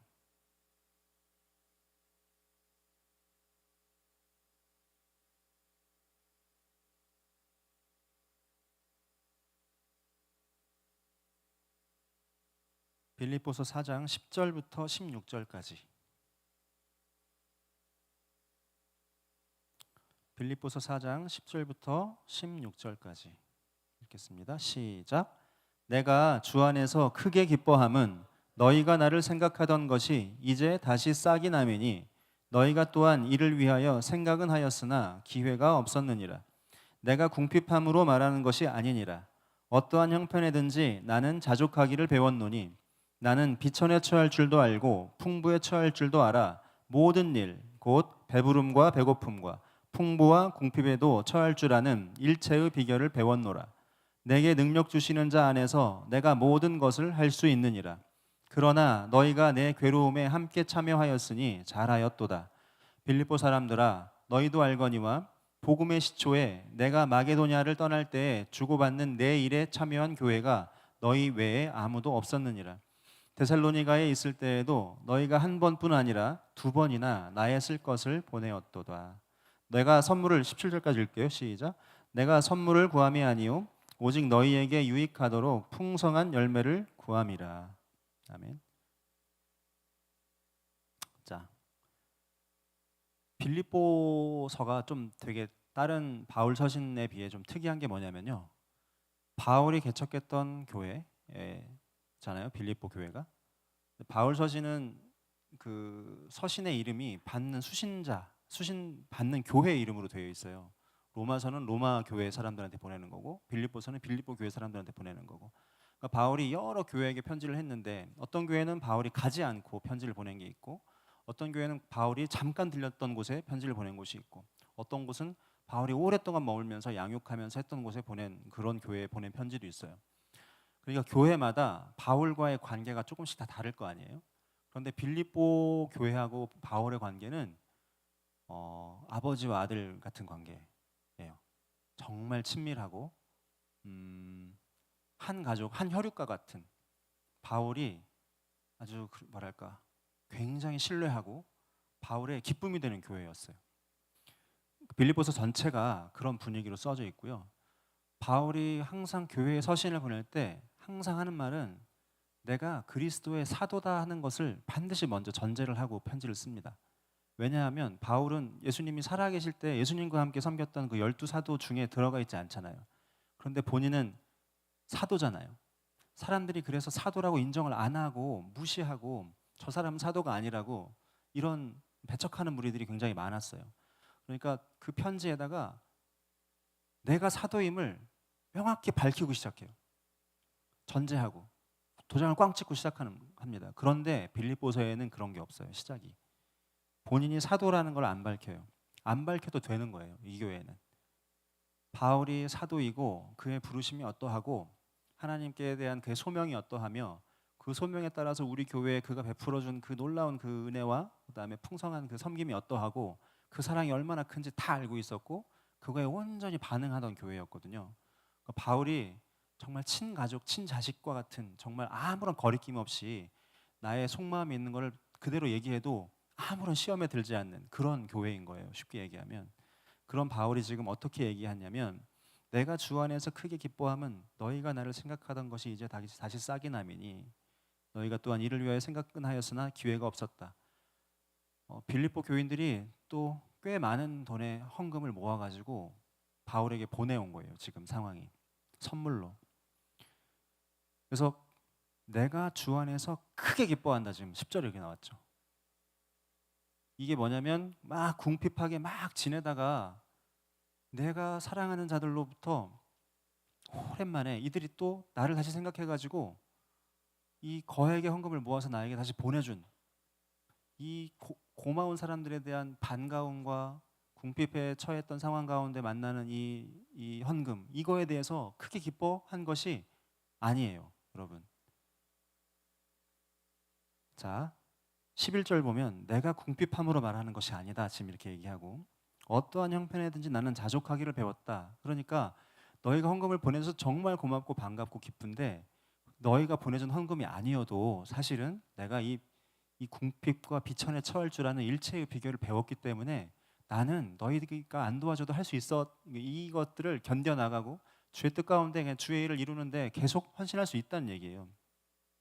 13절 내게 능력 주시는 자 안에서 내가 모든 것을 할 수 있다. 이게 그 말입니다. 그러니까 주 안에서 크게 기뻐했다는 것은 돈을 보고 와 드디어 내 갈증이 끝났구나 이제 이렇게 기뻐하는 것이 아니라는 거예요. 이 크게 기뻐하면요. 크게 기뻐하는 것은 자 14절 너희가 내 괴로움에 함께 참여하였으니 잘하였다도다 하며 칭찬하는 게 이 기쁨 가운데 있는 칭찬이에요. 정말 잘했다. 너희가 진짜 잘했다. 이 반응에 바울이 기뻐한 거예요. 빌립보 사람들아 너희도 알거니와 복음의 시초에 내가 마게도냐를 떠날 때 주고받는 내 일에 참여한 교회가 너희 외에 아무도 없었다. 복음의 시초라는 것은 바울이 처음 아시아에서 유럽으로 건너갈 때 바로 이 빌립보 교회, 마게도냐 지방의 빌립보 교회 여기에 교회를 세우잖아요. 루디아를 만나고 이 복음의 시초 가운데 마게도냐를 떠날 때 마게도냐에 다른 교회가 있었지만 나를 섬겨준 교회, 실제로 돈을 내서 나를 후원해준 교회는 너희밖에 없었다. 지금 그렇게 하고요. 데살로니가 있을 때에도 너희가 2번이나 나의 쓸것을 보냈다. 정말 잘했다. 지금 그걸 칭찬하는 거예요. 그리고 오늘 또 너희가 또 다시 싹이 나서 나에 대한 생각이 싹이 나서 또 이 헌금을 보냈구나. 너무너무 잘했다. 그러면서 17절 내가 선물을 구하는 게 아니다. 너희에게 유익하도록 풍성한 열매를 구한다. 왜냐하면 너희들이 지금 복 받을 짓을 했기 때문에 기쁜 거예요. 내 아들이 나한테 뭔가 잘 섬겨준 뭔가의 선물 때문에 내가 기쁜 게 아니라 내 아들이 이것 때문에 하나님께 크게 쓰임받고 크게 복받겠구나 하는 걸 내가 아니까 기뻐하는 거란 말이에요. 무슨 말인지 아시겠죠? 그러니까 바울의 진심은 진짜 네가 좋은 땅에 심었구나. 그래서 이 좋은 땅의 열매를 너희들이 맛보겠구나 하는 걸 바울이 확신하고 있는 거예요. 자, 18절 19절 읽어볼게요. 시작. 내게는 모든 것이 있고 또 풍부한지라 에바브로디도 편에 너희가 준 것을 받음으로 내가 풍족하니 이를 받으실 만한 향기로운 제물이요 하나님을 기쁘시게 한 것이라. 나의 하나님이 그리스도 예수 안에서 영광 가운데 그 풍성한 대로 너희 모든 쓸 것을 채우시리라. 아멘. 나한테 모든 게 있고 풍족해요. 하나님이 나에게 능력 주시기 때문에 비천에도 풍부에도 처할 줄 아는 비결이 나한테 있고 어떤 가운데서 내가 비천하다고 좌절하거나 움츠러들거나 하지도 않고 풍부하다고 교만하거나 거만해지지 않는 나는 일체의 비결이 있어. 그런데 너희가 이것을 내가 받음으로 내가 풍족하지 않는데 나의 풍족함이 내가 받은 게 아니라 지금 하나님이 받으신 향기로운 제물이고 하나님을 기쁘시게 한 거라는 거예요. 가난한 자에게 주면 하나님이 꾸었다고 하시고 내가 꾸었으니까 내가 정말 후하게 쳐서 갚아줄게 하시고 되돌려 주시듯이 이것을 하나님께서 기쁘시게 제물로 받으셨기 때문에 어떻게 빌립보 교인들의 삶에 풍성한 열매로 돌아올 것을 바울이 안 거예요. 자, 좋은 땅 2는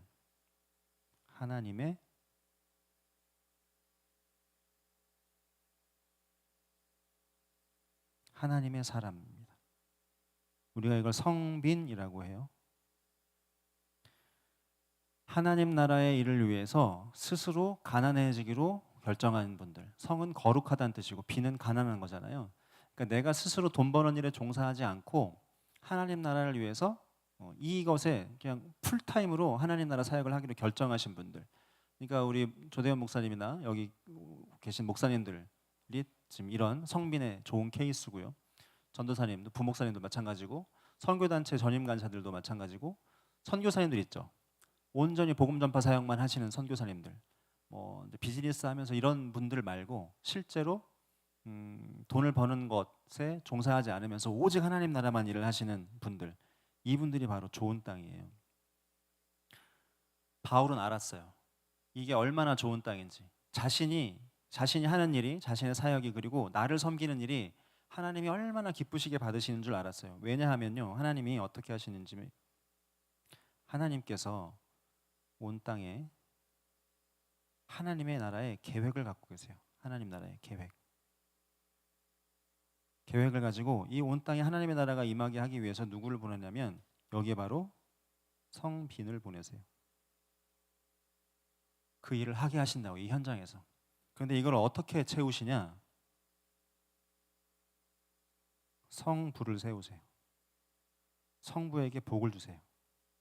성부가 성빈한테 심을 수 있도록. 성빈 하나가 세워지면 여기에 성부들이 붙습니다. 성부, 실제로 막 부자인 사람도 붙고요. 성부의 마인드를 가진, 하나님 나라의 사고방식을 가진 사람들을 붙여주세요. 이들한테 거리낌 없이 심도록. 자, 그러면 성빈은 여기에 공급되는 이 재정과 후원으로 말미암아 이 땅에 하나님 나라를 세워나가죠. 이게 선교지일 수도 있고요. 이런 뭐 지역 교회일 수도 있고 어떤 영역 가운데 있을 수 있는 사역일 수도 있어요. 이 가운데 이 사역이 활발하게 일어나고 재정 가운데 든든하게 뒷받침이 되면서 이 하나님 나라가 이루어지고요. 또 이렇게 된 이 심는 것, 이거 심었다고 했죠. 심는 것이 다시 되돌아와서 성부가 또 부여하게 돼요. 이걸 하나님이 또 복을 더 주시겠죠. 그래서 이 순환, 선순환의 구조로 들어가요. 그래서 이게 좋은 땅이 될 수밖에 없는 거예요. 하나님의 뜻을 이루기 위한 이 일 가운데 부르심 받은 사람들을 세우고 거기에 하나님이 좋은 땅으로 만드신 거예요. 그걸 알아보고 거기에다가 나의 재물을 드리는 사람, 심는 거가 돼요. 그래서 두 번째 좋은 땅은 하나님의 사람들이에요. 자, 가르침을 받는 자는 말씀을 가르치는 자와 모든 좋은 것을 함께 하라. 갈라디아서 말씀이거든요. 하나님의 사람을 존귀하게 대접하라는 거예요. 그리고 고린도전서 9장에 보면 모세의 율법에 곡식을 밟아 떠는 소에게 망을 씌우지 말라 기록하였으니 하나님께서 어찌 소들을 위하여 염려하심이냐 오로지 우리를 위하여 말씀하심이 아니냐 이렇게 말씀하세요. 신명기 율법에 보면 곡식 떠는 소 입에 망 씌우지 말라고. 소가 곡식을 떨다가 배고프면 내가 떨고 있는 곡식을 핥아먹을 수 있도록 망을 씌우지 말라는 거예요. 근데 하나님이 어찌 소를 걱정해서 그 율법을 줬겠냐는 거예요. 이거는 비유라는 거예요. 하나님 나라의 일을 하는 사람들이 그 일을 하는 그 일 가운데 먹고 살 수 있게 하나님께서 보장하신다는 거죠. 공급하시는 거죠. 그 일 가운데 내가 쓰임 받는 거예요. 좋은 땅에 심는 거예요. 제 재물을 써주십시오 하고 내가 자청하는 거예요. 그럼 하나님이 그걸 받으시고 향기로운 재물로 받으시고 또 이 성빈들이 헌신함으로 그들이 취해오는 영혼들을 또한 재물로 받으시겠죠. 그리고 그걸 누구에게 축복하시냐면 성빈에게도 기름 부어 축복하실 뿐 아니라 이 일 가운데 참여한 사람들에게 복을 주셔가지고 축복하신 복을 주시는 거예요. 그래서 바울이 내가 주 안에서 크게 기뻐하면 이야 정말 기쁘다 한 게 왜 그러냐면 너희들이 이제 더 큰 복을 받겠구나. 너희들이 더 큰 쓰임을 받겠구나. 너희들로 말미암아 또 다른 사람들이 세워지고 하나님 나라가 확장되고 놀라운 쓰임 가운데 너희가 들어갔구나 하고 바울이 이게 기쁜 거예요. 아비로서 기쁜 거예요. 돈을 받아 기쁜 게 아니라. 바울은 그래서 얼마나 이게 좋은 땅인지 이 바울의 큰 기쁨 가운데 이게 들어있는 것입니다. 우리 지난주에 갖다 주실래요? 우리 성빈들, 목사님들께 들어온 플로잉이 있었죠. 그거 좀 진행해 보겠습니다. 그 봉투 안에 그 앞에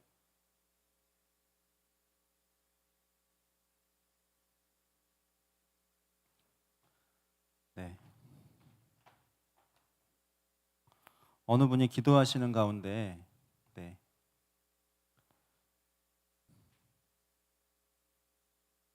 스가랴 2장 5절 말씀 내가 불로 둘러선 성곽이 되며 그 가운데에서 영광이 되리라 하고 위로하신다고 했고 또 무명으로 현금을 플로잉하셨어요.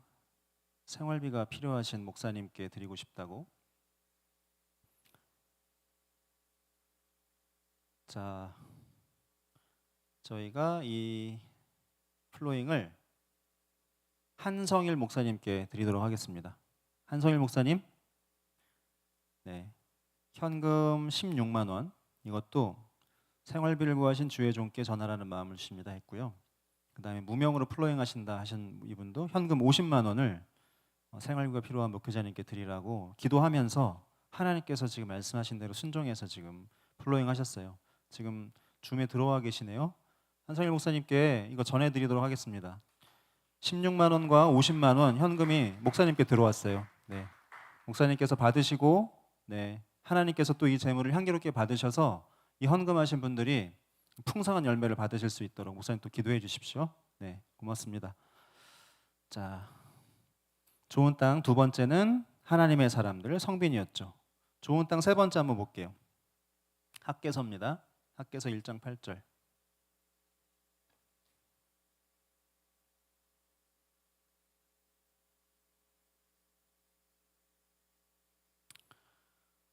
학개서 1장 8절.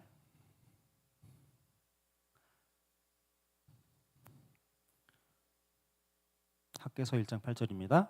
함께 읽겠습니다. 시작.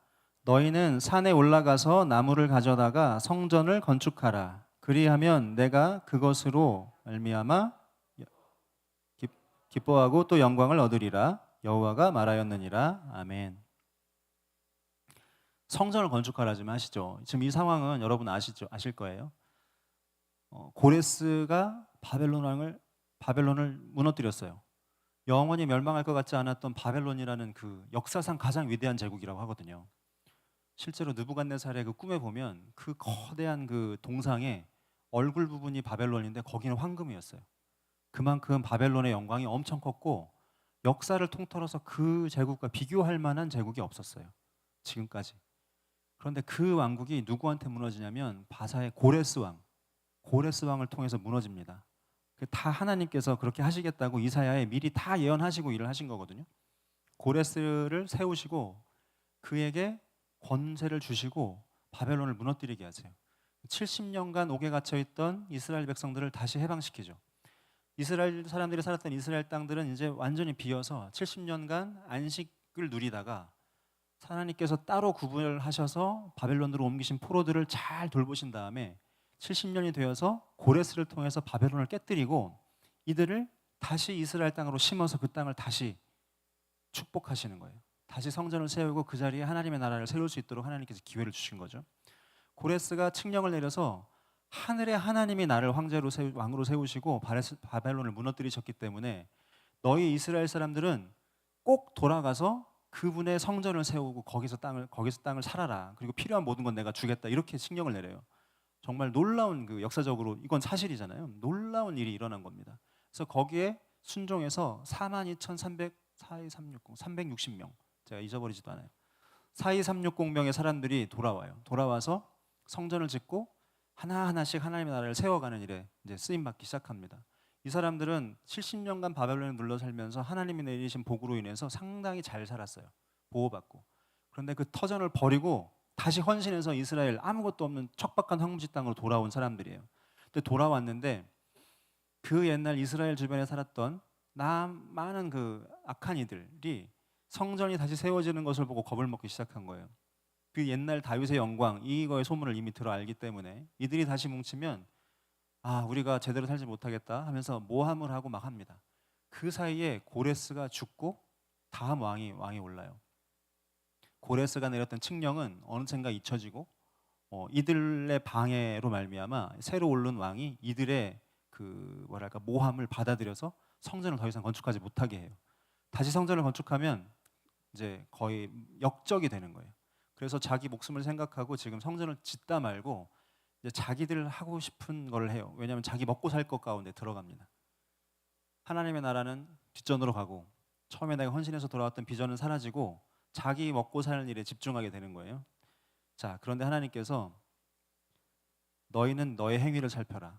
성전이 황폐해졌는데 너희가 지금 판벽한 집에 사는 것이 옳으냐 말씀하시면서 8절 산에 올라가서 나무를 가져다가 성전을 건축하라. 그리하면 내가 그것으로 말미암아 기뻐하고 또 영광을 얻으리라. 하나님이 성전을 지으라 명령하시고 하나님이 이 성전 짓는 일을 얼마나 기뻐하시는지 그리고 성전 짓는 일이 하나님께 얼마나 큰 영광이 되는지를 말씀하세요. 이 굉장히 중요한 일인 거죠. 자, 다시 쓰면 좋은 땅 3은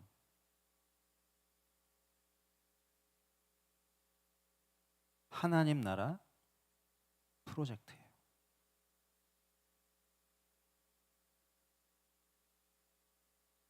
하나님 나라 프로젝트가 좋은 땅이에요. 하나님으로부터 기인해서 일어난 이 사역들, 특별히 이렇게 성전을 짓는 일은 아주 전형적으로 아주 좋은 케이스. 선교지에 뭐 학교나 병원을 짓는 일도 그렇고요. 그다음에 NCMN이 비전센터 짓고 지금 통일을 준비하고 있는 이런 것도 하나님으로부터 온 명령에 따라 순종해서 일어나는 이런 굵직굵직한 하나님 나라 사업들 있죠. 이게 바로 하나님 나라 프로젝트인 거예요. 이게 하나님께 기쁨이 되면서 하나님께 큰 영광이 되는 것. 그리고 아까 보여드렸듯이 하나님 나라의 프로젝트가 아까 봤죠? 이게 바로 프로젝트거든요. 프로젝트. 하나님이 온 땅에 관한 프로젝트를 세우시고 성빈을 보내고 그 땅 가운데 일을 하게 하세요. 이 하나님 나라의 프로젝트가 있고 여기에 성빈을 보내시는 거예요. 자, 성부가 성빈을 섬기는 건 성빈의 생활을 섬기는 거지만 성부는 또 이 하나님 나라의 프로젝트를 후원하기도 해요. 성부는 돈이 많은 거룩한 하나님의 뜻을 따라 사는 아브라함의 씨들을 다 성부라고 하는데 이제 나중에 네 가지 사람을 이제 알려드릴 거예요. 성부, 성빈, 속부, 속빈. 거룩한 부자, 거룩한 가난한 성빈한 아까 하나님 나라 가운데 헌신한 사람들이라 했죠. 속부, 속빈은 믿음도 없고 거룩하지도 않은 부자요 가난한 사람을 말하는 건데, 자 하나님 나라 프로젝트는 이 성빈을 통해서 진행이 돼요. 그리고 성빈을 아까 후원하는 거는 좋은 땅 하나였고 성빈에게 맡겨진 이 프로젝트를 후원하고 이거에 동참하는 것도 좋은 땅입니다, 여러분. 자, 2장을 볼게요. 학개서 2장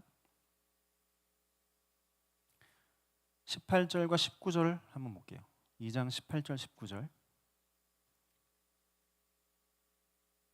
자, 하나님께서 지금 프로젝트를 줬고 이 일을 헌신해서 진짜로 진심으로 지금 다 때려치고 온 거잖아요, 이 사람들이. 그런데 이것에 가로막혀가지고 현실에 가로막혀가지고 지금 자기의 그냥 현실 가운데로 지금 주저앉은 사람들인데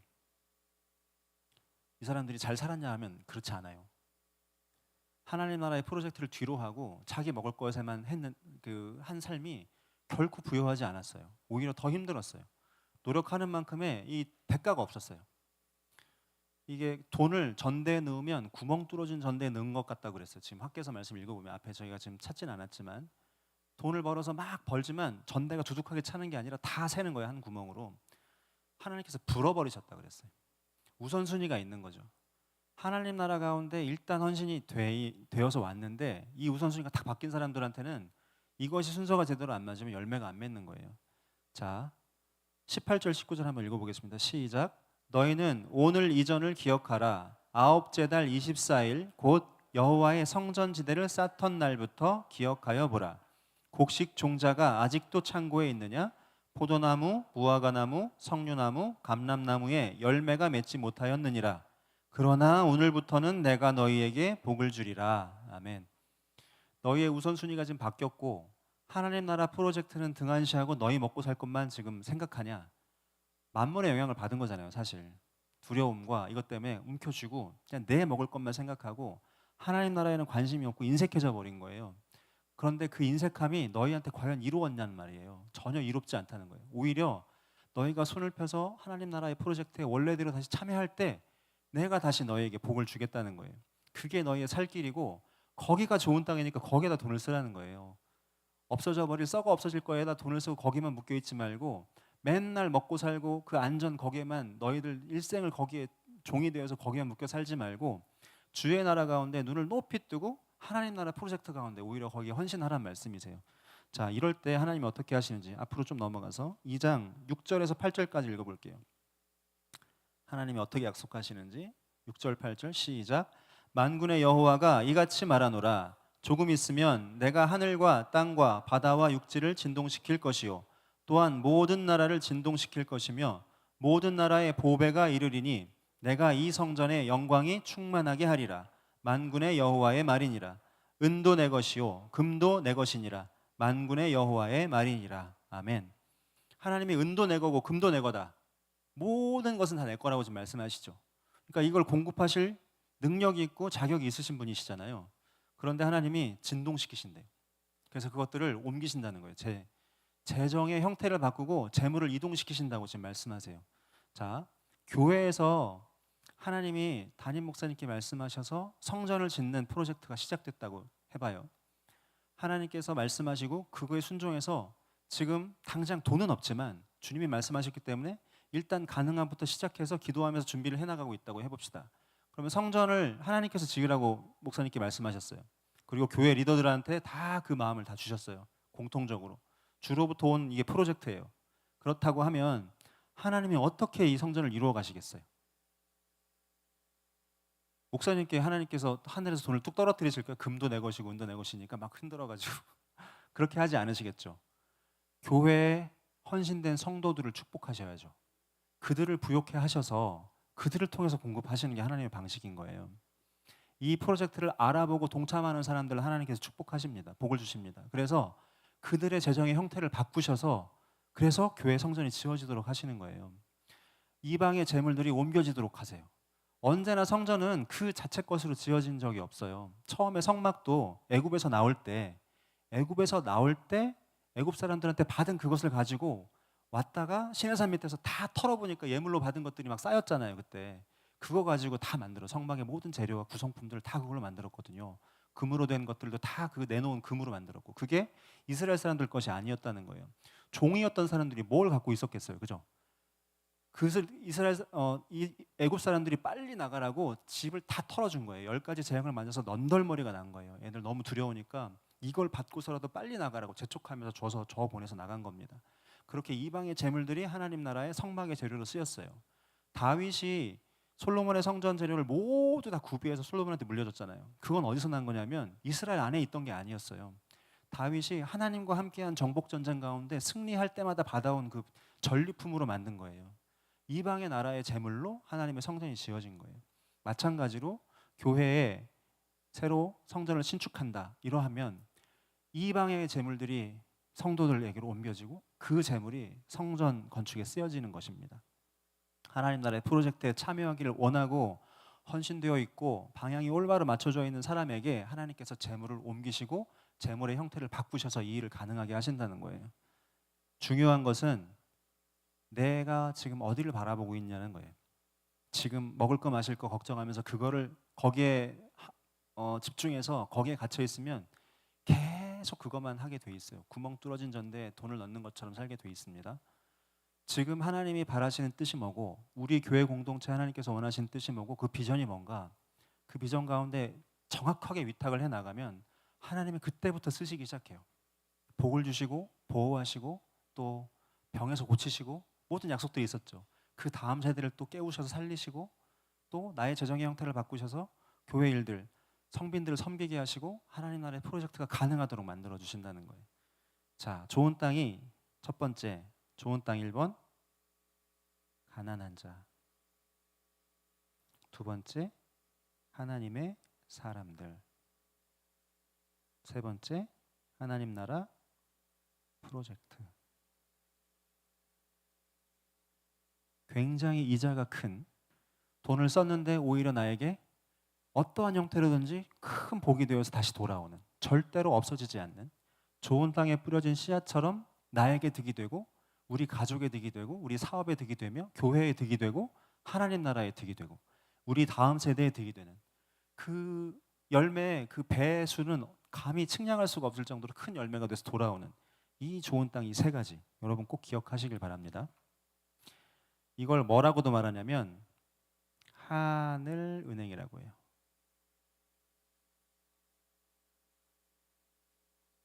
하늘은행. 하늘에 은행이 있어요. 자, 마태복음입니다. 마태복음 6장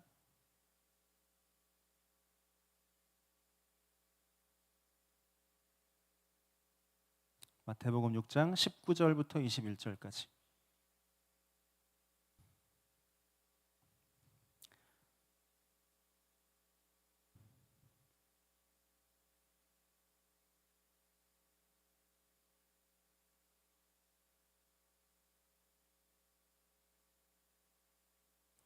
찾으셨죠? 읽겠습니다. 시작.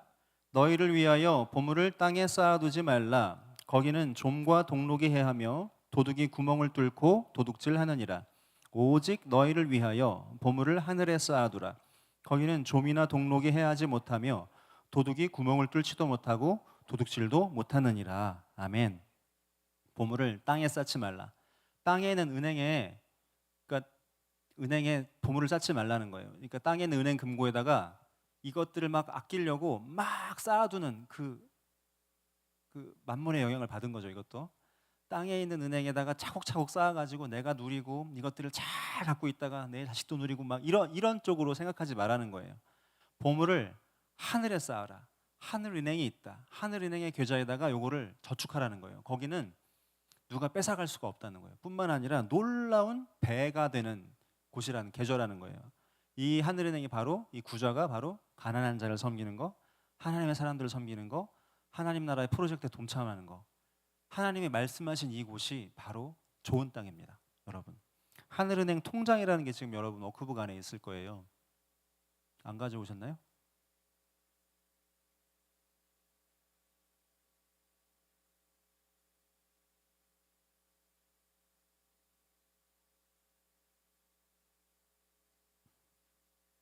하늘은행 통장 한번 꺼내 보세요. 여러분이 지금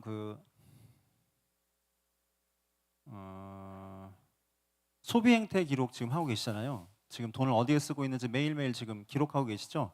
한 달 지나면 그거 결산해 가지고 나의 씀씀이가 어떻고 어디에 돈을 가장 많이 쓰고 뭐 돈 얼마를 버는데 얼마를 쓰고 이거 전체적으로 결산해 볼 건데 그거를 지금 하고 계실 거예요. 계실 거라 믿고. 하늘은행 통장 혹시 찾으셨어요? 통장 몇 개 있어요? 3개 있어요. 펼쳐보세요. 맨 앞장에 뭐라고 써 있어요? 하늘은행장 이름으로 통장이 지금 발행돼 있죠. 거기 통장에 본인 이름 쓰는 자리 있나요? 네, 이름 쓰시고 통장을 개설하십시오. 네, 통장에 뭐 적어요? 들어가는 거 적고 나오는 거 적잖아요. 하늘은행 입금은 뭐냐면 이렇게 가난한 자, 하나님의 사람들, 하나님 나라 프로젝트 그리고 하나님이 나한테 말씀하신 부분 있죠. 하나님 저를 통해서 누구에게 뭘 공급하시기 원하세요? 우리 세븐업 연습하면서 우리 플로잉 지금 하고 있잖아요. 그렇게 하나님이 말씀하신 곳 그곳이 좋은 땅이거든요. 하나님이 주라 하신 곳. 사실 가난한 자, 하나님의 사람, 하나님 나라의 프로젝트 이 세 개도 말씀 가운데 하나님이 주라 말씀하신 곳이기 때문에 지금 좋은 땅이잖아요.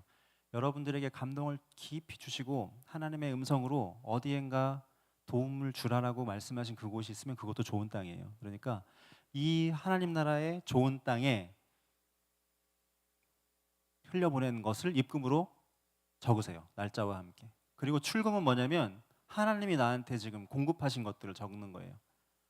저는 어저께 저녁에 저희 집에 찾아오신 손님이 오시면서 백구포도라는 걸 갖고 오셨어요. 그 김제 백구 아세요? 익산 옆에 저 익산 사는데 이 김제 백구에 포도밭이 굉장히 유명하고 백구포도가 정말 유명해요. 그 캠벨 포도인데 껍질이 얇고 과육이 엄청 탱탱하고 달고 되게 맛있어요. 근데 우리 장남이 백구포도 노래를 불러요. 백구포도, 백구포도 노래를 이렇게 불러요. 랩을 막 합니다. 백구포도 달라고. 근데 백구포도를 직접 우리 돈으로 사주는 적은 별로 없어요. 왜냐하면 하나님이 공급을 해주실 때가 많은데 어제 그분이 오면서 백구포도 한 상자를 들고 오셨더라고요. 저는 그게 하나님 나라의 공급이잖아요. 출금해서 백구포도 적고 금액을 적어요. 내가 입금한 것은 입금을 적고요. 그다음 뭐 작은 거 하나라도 교회에 하나님이 나에게 감동 주셔서 교회에 드린 헌금도 하나님 나라 하늘은행에 입금하는 걸로 치시면 됩니다. 나에게 하나님께서 분명한 감동을 주시고 교회 안에 약속 헌금은 나중에 설명드리겠지만 여튼 하나님께서 나에게 선한 마음을 주셔서 교회에 하는 헌금도 하늘나라 입금으로 치셔도 됩니다. 그리고 아까 말씀드린 대로 가난한 자를 구제하는 거 황대현 장로님은 상무 OK 팀에 뭐 헌물하고 헌금하는 거 있죠. 그거 적으시면 되고요. 하나님의 사람들 섬기는 거 아까 한 목사님께 헌금하신 분들 16만 원, 50만 원 하신 분들 그거 입금으로 적으시면 됩니다. 하나님 나라 프로젝트 건축 헌금 약정하신 거 이제 이런 거 있죠. 그다음에 선교 단체 어떤 후원하는 거 이런 것도 마찬가지고 선교사님 후원하는 거, 선교사님의 아이들 후원하는 거 저희 이제 그런 거 하고 있거든요. 선교 단체에서 장애인들 돌보는 것도 저희 하고 있고 뭐 컴패션 뭐 이를테면 이런 선교 단체를 통해서 해외 가난한 아이들 돌보는 이것도 다 하늘은행 입금이에요. 하나님께서 나에게 감동 주셔서 섬기게 하신 그 영역들을 다 적어요. 입금할 때마다 통장에 적고요. 하나님이 나한테 공급하신 것들은 공급하신 것대로 다 적어요. 월급 받은 것도 공급으로 적으시면 됩니다. 하나님이 나에게 재물 얻을 능력과 기회를 주시고 나에게 공급하신 것이기 때문에 나에게 모든 수입과 나에게 선의로 들어오는 선물들, 하나님께서 나에게 때맞춰 공급하신 것들이 있으면 돈으로 환산해서 다 적어요. 그리고 나중에 결산을 한번 해보십시오. 하나님께서 내가 심는 거에 비해서 얼마나 많이 공급해 주시는지, 10배는 다 넘고요. 20배는 기본으로 다 됩니다. 기본적으로. 그리고 이것들을 쭉 적다 보면 여러분들이 믿음으로 살 때 하나님이 얼마나 신실하게 나에게 역사하시는지를 그걸 펼쳐보면서 그 베푸시는 은혜와 받은 복을 그냥 그대로 볼 수가 있어요. 재정훈련이 좋은 게 뭐냐면요. 계산이 다 나와요. 정확히 떨어져요. 하나님 역사하시는지 안 하는지, 내가 살아내고 있는지 안 살아내고 있는지 이 계산해본 숫자로 다 나와버리기 때문에 아주 좋아요. 이게 하나님을 경험하기가 너무 쉽고 하나님 일하시는 것들을 계산해보기가 쉬워요. 발견하기가 쉽다는 거죠. 하늘은행 통장 오늘 바로 개설하셔서 오늘부터 쓰기 시작하십시오. 이렇게 해서 재정훈련 하시는 내내 쭉 써가 보세요. 이게 굉장히 얼마나 든든하고 큰 은혜가 되는지 모릅니다. 자, 플로잉을, 자, 이것도 마찬가지로 하나님께서 선한 마음 주셔서 한 거겠죠. 자, 애터미 스킨케어 시스템입니다. 화장품 세트 같아요. 토너와 아이크림과 에센스와 로션과 영양크림이 다 들어있는 애터미. 네, 김옥자 집사님 오셨어요? 줌으로 들어오셨어요? 다 들어오세요. 줌으로.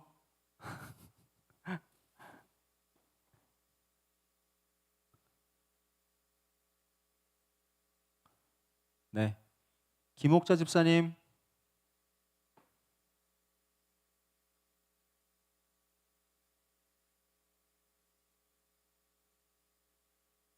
막 들어오시고 계시는군요. 네.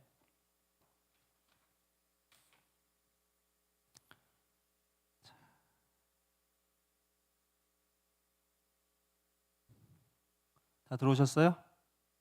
김옥자 집사님 들어오셨나요? 아직 안 들어오셨는데. 김옥자 집사님은 나중에 전해드리도록 할게요. 하나님께서 우리 따님의 피부를 아주 생각하시고 구하셨는지도 모르겠어요. 이거 받으시면 하늘은행 출금으로 기록하시면 됩니다. 이렇게. 이거는 하나님께서 나에게 누군가를 통해서 공급하신 거니까 하늘은행 출금으로 가격을 환산해서 출금 몇 월 며칠 애터미 화장품 선물 세트 그다음 세트 해놓고 가격을 적고 쭉 누적시켜가지고 한 달에 한 번씩 결산을 쭉 해보세요. 한 달 동안 내가 얼마를 심고 얼마를 거두고 있는지 바로 보입니다. 하나님께서 여러분이 아까 고린도 후서 말씀 보면 적게 심는 자는 적게 거두고 많이 심는 자는 많이 거둔다고 그랬잖아요. 많이 심을수록 많이 거둬요. 여러분, 지금의 재정의 형태를 얼른 바꾸고 싶으면 많이 심으셔야 많이 거두겠죠. 네. 빚을 빨리 갚고 싶으면 헌금을 줄이고 그다음에 열심히 버는 쪽으로 집중해서 빨리 갚는 게 아니라 오히려 열심히 다른 소비를 줄이면서 하나님 나라 가운데 참여하는 헌금을 줄이면 안 돼요. 물론 겸손한 가운데서 그게 너무 오버돼 있으면 겸손한 바운더리 안으로 다시 줄이는 건 해야 되겠지만 이거 심는 것을 줄이면 빚을 빨리 갚을 수가 없어요. 돌파를 빨리 하고 싶으면 그 기본이 이제 그렇게 되면 안 되겠죠. 돈을 많이 벌고 싶어서 많이 심는 건 아니지만 하나님은 분명히 적게 심는 자는 적게 거두고 많이 심는 자는 많이 거둔다 하셨기 때문에 심는 것, 하나님이 기뻐하시는 곳이 어디인지 하나님의 마음으로 계속 살펴보는 영적인 그 안이 열려 있어야 돼요. 그리고 열심히 성실하게 일하고 또 탁월하게 내 기술을 연마하고 그 가운데 탁월해지려고 노력하는 걸 반드시 해야 되겠죠. 부지런히 일하고요. 그러면서 심는 일을 게을리하지 않고 심는 것을 내 분수에 맞게 조금씩 더 늘려가잖아요. 그러면 조금씩 더 늘리는 것만큼 배가 되어서 돌아오기 때문에 그 다음엔 더 많이 늘릴 수가 있어요. 이것까지만 설명하고 강의를 마치겠습니다. 감자를 한 감자가 있어요. 그러면 감자 씨눈을 잘라가지고 심잖아요. 그럼 감자 한 덩어리에 씨눈이 5개가 있다고 쳐보세요. 그럼 감자 하나에 씨눈이 5개면 5개를 나눠서 심을 거 아니에요. 한 알을 감자 1개를 5개를 나눠 심으면 씨눈 하나에 덩쿨이 나와가지고 감자 20개가 맺힌다고 가정해보죠. 보통 그렇게 열린다고 해요. 잘 농사를 지으면. 그럼 감자 하나가 몇 개가 되냐면 100개가 돼요. 그죠? 감자 하나가 5개가 되고 5개마다 20개씩 열리니까 그러면 감자가 100가마가 있다고 해봐요. 감자 100가마인데 자, 내가 얻는 수확은 100가마예요. 100가마인데 내가 99가마를 먹고 한 가마를 잘 구별했다가 심으면 내년에 몇 가마를 거둬요? 다시? 100가마를 거두죠. 99가마를 먹고 한 가마 심으면 또 100가마. 계속 그 안에서 이루어지죠. 그런데 내가 99가마 먹어야 되는데 97가마만 먹어요. 조금 배고프지만 조금 뭐랄까 찌질해 보이지만 조금 어렵지만 97가마만 먹고 3가마를 심으면 그 다음에 돌아오는 건 몇 가마예요? 300가마잖아요. 한 가마가 한 알이 100개 되니까 한 가마를 심으면 100가마가 돌아오는 거잖아요. 300가마가 돌아오는 거예요. 이렇게 항상 산술적으로 떨어지는 것은 아니지만 같은 원리로 여러분의 재정의 형태는 하나님의 뜻 가운데 여러분의 삶을 온전히 드리고 그 가운데 최선을 다해서 노력해서 살고 부지런히 하면서 내가 보내진 영역 가운데 탁월하게 노력해야 해요. 그거에 하나님께서 도와주세요. 탁월해지도록 지혜를 주시고 그 여러분의 그 온전한 마음 가운데 계속 하나님이 도와주십니다. 그게 잘 되게 해주시죠. 뿐만 아니라 심는 것을 이렇게 좋은 땅에 심는 것을 게을리하지 마십시오. 그거를 따로 구별해가지고 심는 것들을 계속 손대지 말고 조금씩 늘려갈수록 돌아오는 게 커요. 재정의 형태로도 돌아오지만 자녀들이 먼저 아까 다음 세대에 대한 약속이 있죠. 뿐만 아니라 내 사업에 대한 보호함, 나의 영향력 여러 가지 형태로 하나님이 보호하시면서 더 커지게 해주세요. 그러니까 잘 심으셔야 그리고 제대로 많이 심으셔야 많이 거두시는 거예요. 온전한 마음을 하나님께 드리는 마음으로 가난한 자 섬기고 성빈을 섬기고 하나님 나라의 프로젝트 가운데 동참하실 때 여러분들의 그 치유가 급속할 것이라 하셨죠. 빛이 새벽빛처럼 비출 것이라 하셨죠. 내 어둠이 낯이 될 거라 하셨죠. 그런 전환들이 일어나요. 여러분 삶 가운데 큰 전환들이. 이 비밀을 여러분들 오늘 깊이 깨닫는 시간 되셨기를 축복합니다. 네, 많이 심는 자 되십시오. 많이 심어야 많이 거두고요. 하나님이 모든 은혜를 넘치게 하신다고 하셨고 모든 것이 항상 넉넉해서 모든 착한 일을 넘치게 하시겠다고 하셨어요. 근데 하나님이 여러분에게 심을 것을 주사 풍성하게 하시겠다고 하셨거든요. 하나님이 주신 씨앗을 잘 가지고 먹어버리지 말고 더 아껴가지고 더 많이 심으세요. 나의 삶을 꼭 필요한 거 아니면 사지 않고 잘 아끼면서 그거 가지고 오히려 하나님 나라 가운데 더 심어나갈 때 삶이 바뀌기 시작해요. 여러분의 어두웠던 부분은 낯으로 바뀔 것이고요.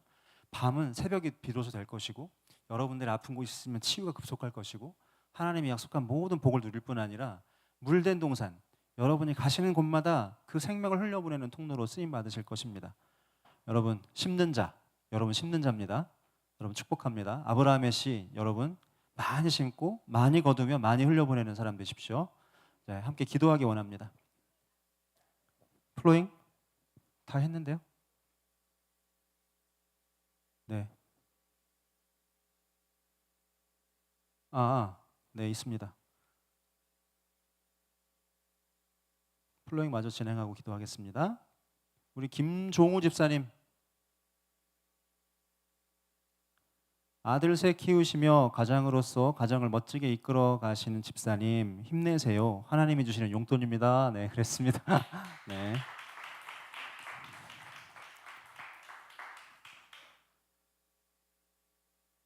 네, 축복합니다. 아이고, 아들 셋이에요? 저희도 아이가 셋인데, 아이고 얼마나 아들만 셋인 거죠? 아이고 상급이 크실 것입니다. 네. 자, 강의 통해서 다시 회복할 수 있도록 은혜 주셔서 감사합니다. 네, 달달한 아이스크림 사드세요 하면서 양광진 지부장님에게 플로잉 됐습니다. 고맙습니다. 제가 요새 아이스크림이 자꾸 생각이 나가지고 안 그래도 진짜 아이스크림이 많이 먹고 싶었던 시즌이었습니다. 고맙습니다. 달달한 아이스크림 사서 많이 먹고 힘내겠습니다. 네, 감사합니다. 이것도 여러분 심고 거두는 역사로 여러분께 돌아올 것입니다. 자, 기도하겠습니다. 우리 소리내서 우리의 고백을 좀 하나님께 올려드리기 원합니다. 하나님, 우리를 좋은 땅으로 봐주시고 오늘 이 가운데 하나님 나라의 비밀이라는 좋은 씨앗을 우리 심령 가운데 심어주셔서 감사합니다. 아버지의 뜻을 따라 우리가 밝혀주신 그 비밀대로 행하는 자가 되겠습니다. 우리가 주의 나라 가운데 깊이 우리의 삶을 맞추고 주께 삶을 드리겠습니다. 아브라함의 씨로서 가난한 자 하나님 나라 프로젝트와 성빈을 향한 하나님의 마음이 어떠하신지 그 하나님의 마음에 귀를 기울이고 순종하는 자가 되겠습니다. 아버지, 오늘 밝혀주신 그 비밀대로 그 약속대로 우리 가운데 행하셔서 우리가 더 많이 심고 더 많이 거두며 하나님 나라 가운데 더 깊이 헌신하며 놀라운 축복의 통로로 사용될 수 있도록 주님 인도하여 주십시오. 주여 한번 부르시고 기도하겠습니다. 주여! 하나님 감사합니다. 우리를 좋은 땅 삼아주시고 이 자리에 우리를 불러주신 하나님 감사합니다. 성령 하나님, 우리의 귀를 여셨고 우리를 깨닫게 하시니 감사합니다. 하나님 나라의 놀라운 비밀을 우리한테 깨닫게 하신 우리 성령 하나님 감사합니다. 깨달아진 비밀대로 우리가 좋은 땅이 되어서 이 말씀을 마음에 품고 좋은 마음으로 듣고 지켜서 그리고 인내하여서 하나님 나라의 놀라운 열매를 맛보기를 원합니다. 우리가 그렇게 살겠습니다. 아버지, 우리를 축복하셔서 말씀하신 그대로 우리를 인도하셔서 좋은 땅에 심겨진 모든 재물마다 그리고 우리의 헌신마다 모두 다 놀라운 그 열매가 되어서 우리 삶 가운데 되돌아오며 하나님 나라 가운데 다시 흘러가는 역사가 있게 하여 주시옵소서. 아버지, 치유가 급속할 것이라 하셨고 내 어둠이 낯이 될 것이라 하셨고 우리가 물된 동산이 될 거라 하셨습니다. 이미 우리를 그 부르심 가운데 부르신 하나님을 찬양합니다. 아버지, 우리의 쓸 것보다 하나님의 마음이 어디 있는지 더 마음을 새기면서 가난한 자와 하나님의 사람들과 하나님 나라의 프로젝트 가운데 우리의 삶을 드릴 때 아버지께서 놀랍게 신실하게 응답하시는 것을 우리가 경험하기 원합니다. 아버지, 더 많이 심고 더 많이 거두며 하나님 나라의 그 선순환 구조 가운데 놀라운 복의 통로로 사용되길 원합니다. 우리를 그렇게 사용하여 주십시오. 우리의 삶을 드리오니 주님 우리를 사용하셔서 주의 나라를 이루어 가시고 주의 뜻을 이루시며 하나님의 말씀을 이 땅 가운데 성취하게 하여 주셔서 다시 돌아오시는 그 주의 놀라운 길을 예비하는 자로 쓰임받을 수 있도록 인도하여 주십시오. 우리에게 놀라운 이 비밀을 계시하여 주신 하나님 감사합니다. 우리가 주께서 뿌리신 그 말씀의 씨앗을 착하고 좋은 마음으로 듣고 지키어 인내로 결실하는 자가 되겠습니다. 당장 오늘부터 하늘은행 통장을 개설하여 하늘은행에 심기 시작하겠습니다. 그리고 세워보겠습니다. 주께서 심고 거두게 하시는 그 역사가 얼마나 큰지, 그 배가 하는 역사가 얼마나 큰지 우리가 경험하겠으며 아버지, 우리가 더 많이 심고 더 많이 거둠으로 하나님 나라의 물된 동산으로 그 복의 통로로 생명의 통로로 쓰임받을 수 있도록 힘쓰겠습니다. 언제나 함께 하시고 이 약속의 말씀대로 신실하게 우리 삶에 응답하셔서 주님의 영광을 드러내는 자로 아브라함의 씨로서 살 수 있도록 항상 복 주시옵소서. 감사드리고 예수님의 이름으로 기도했습니다. 아멘. 수고하셨습니다, 여러분. 네.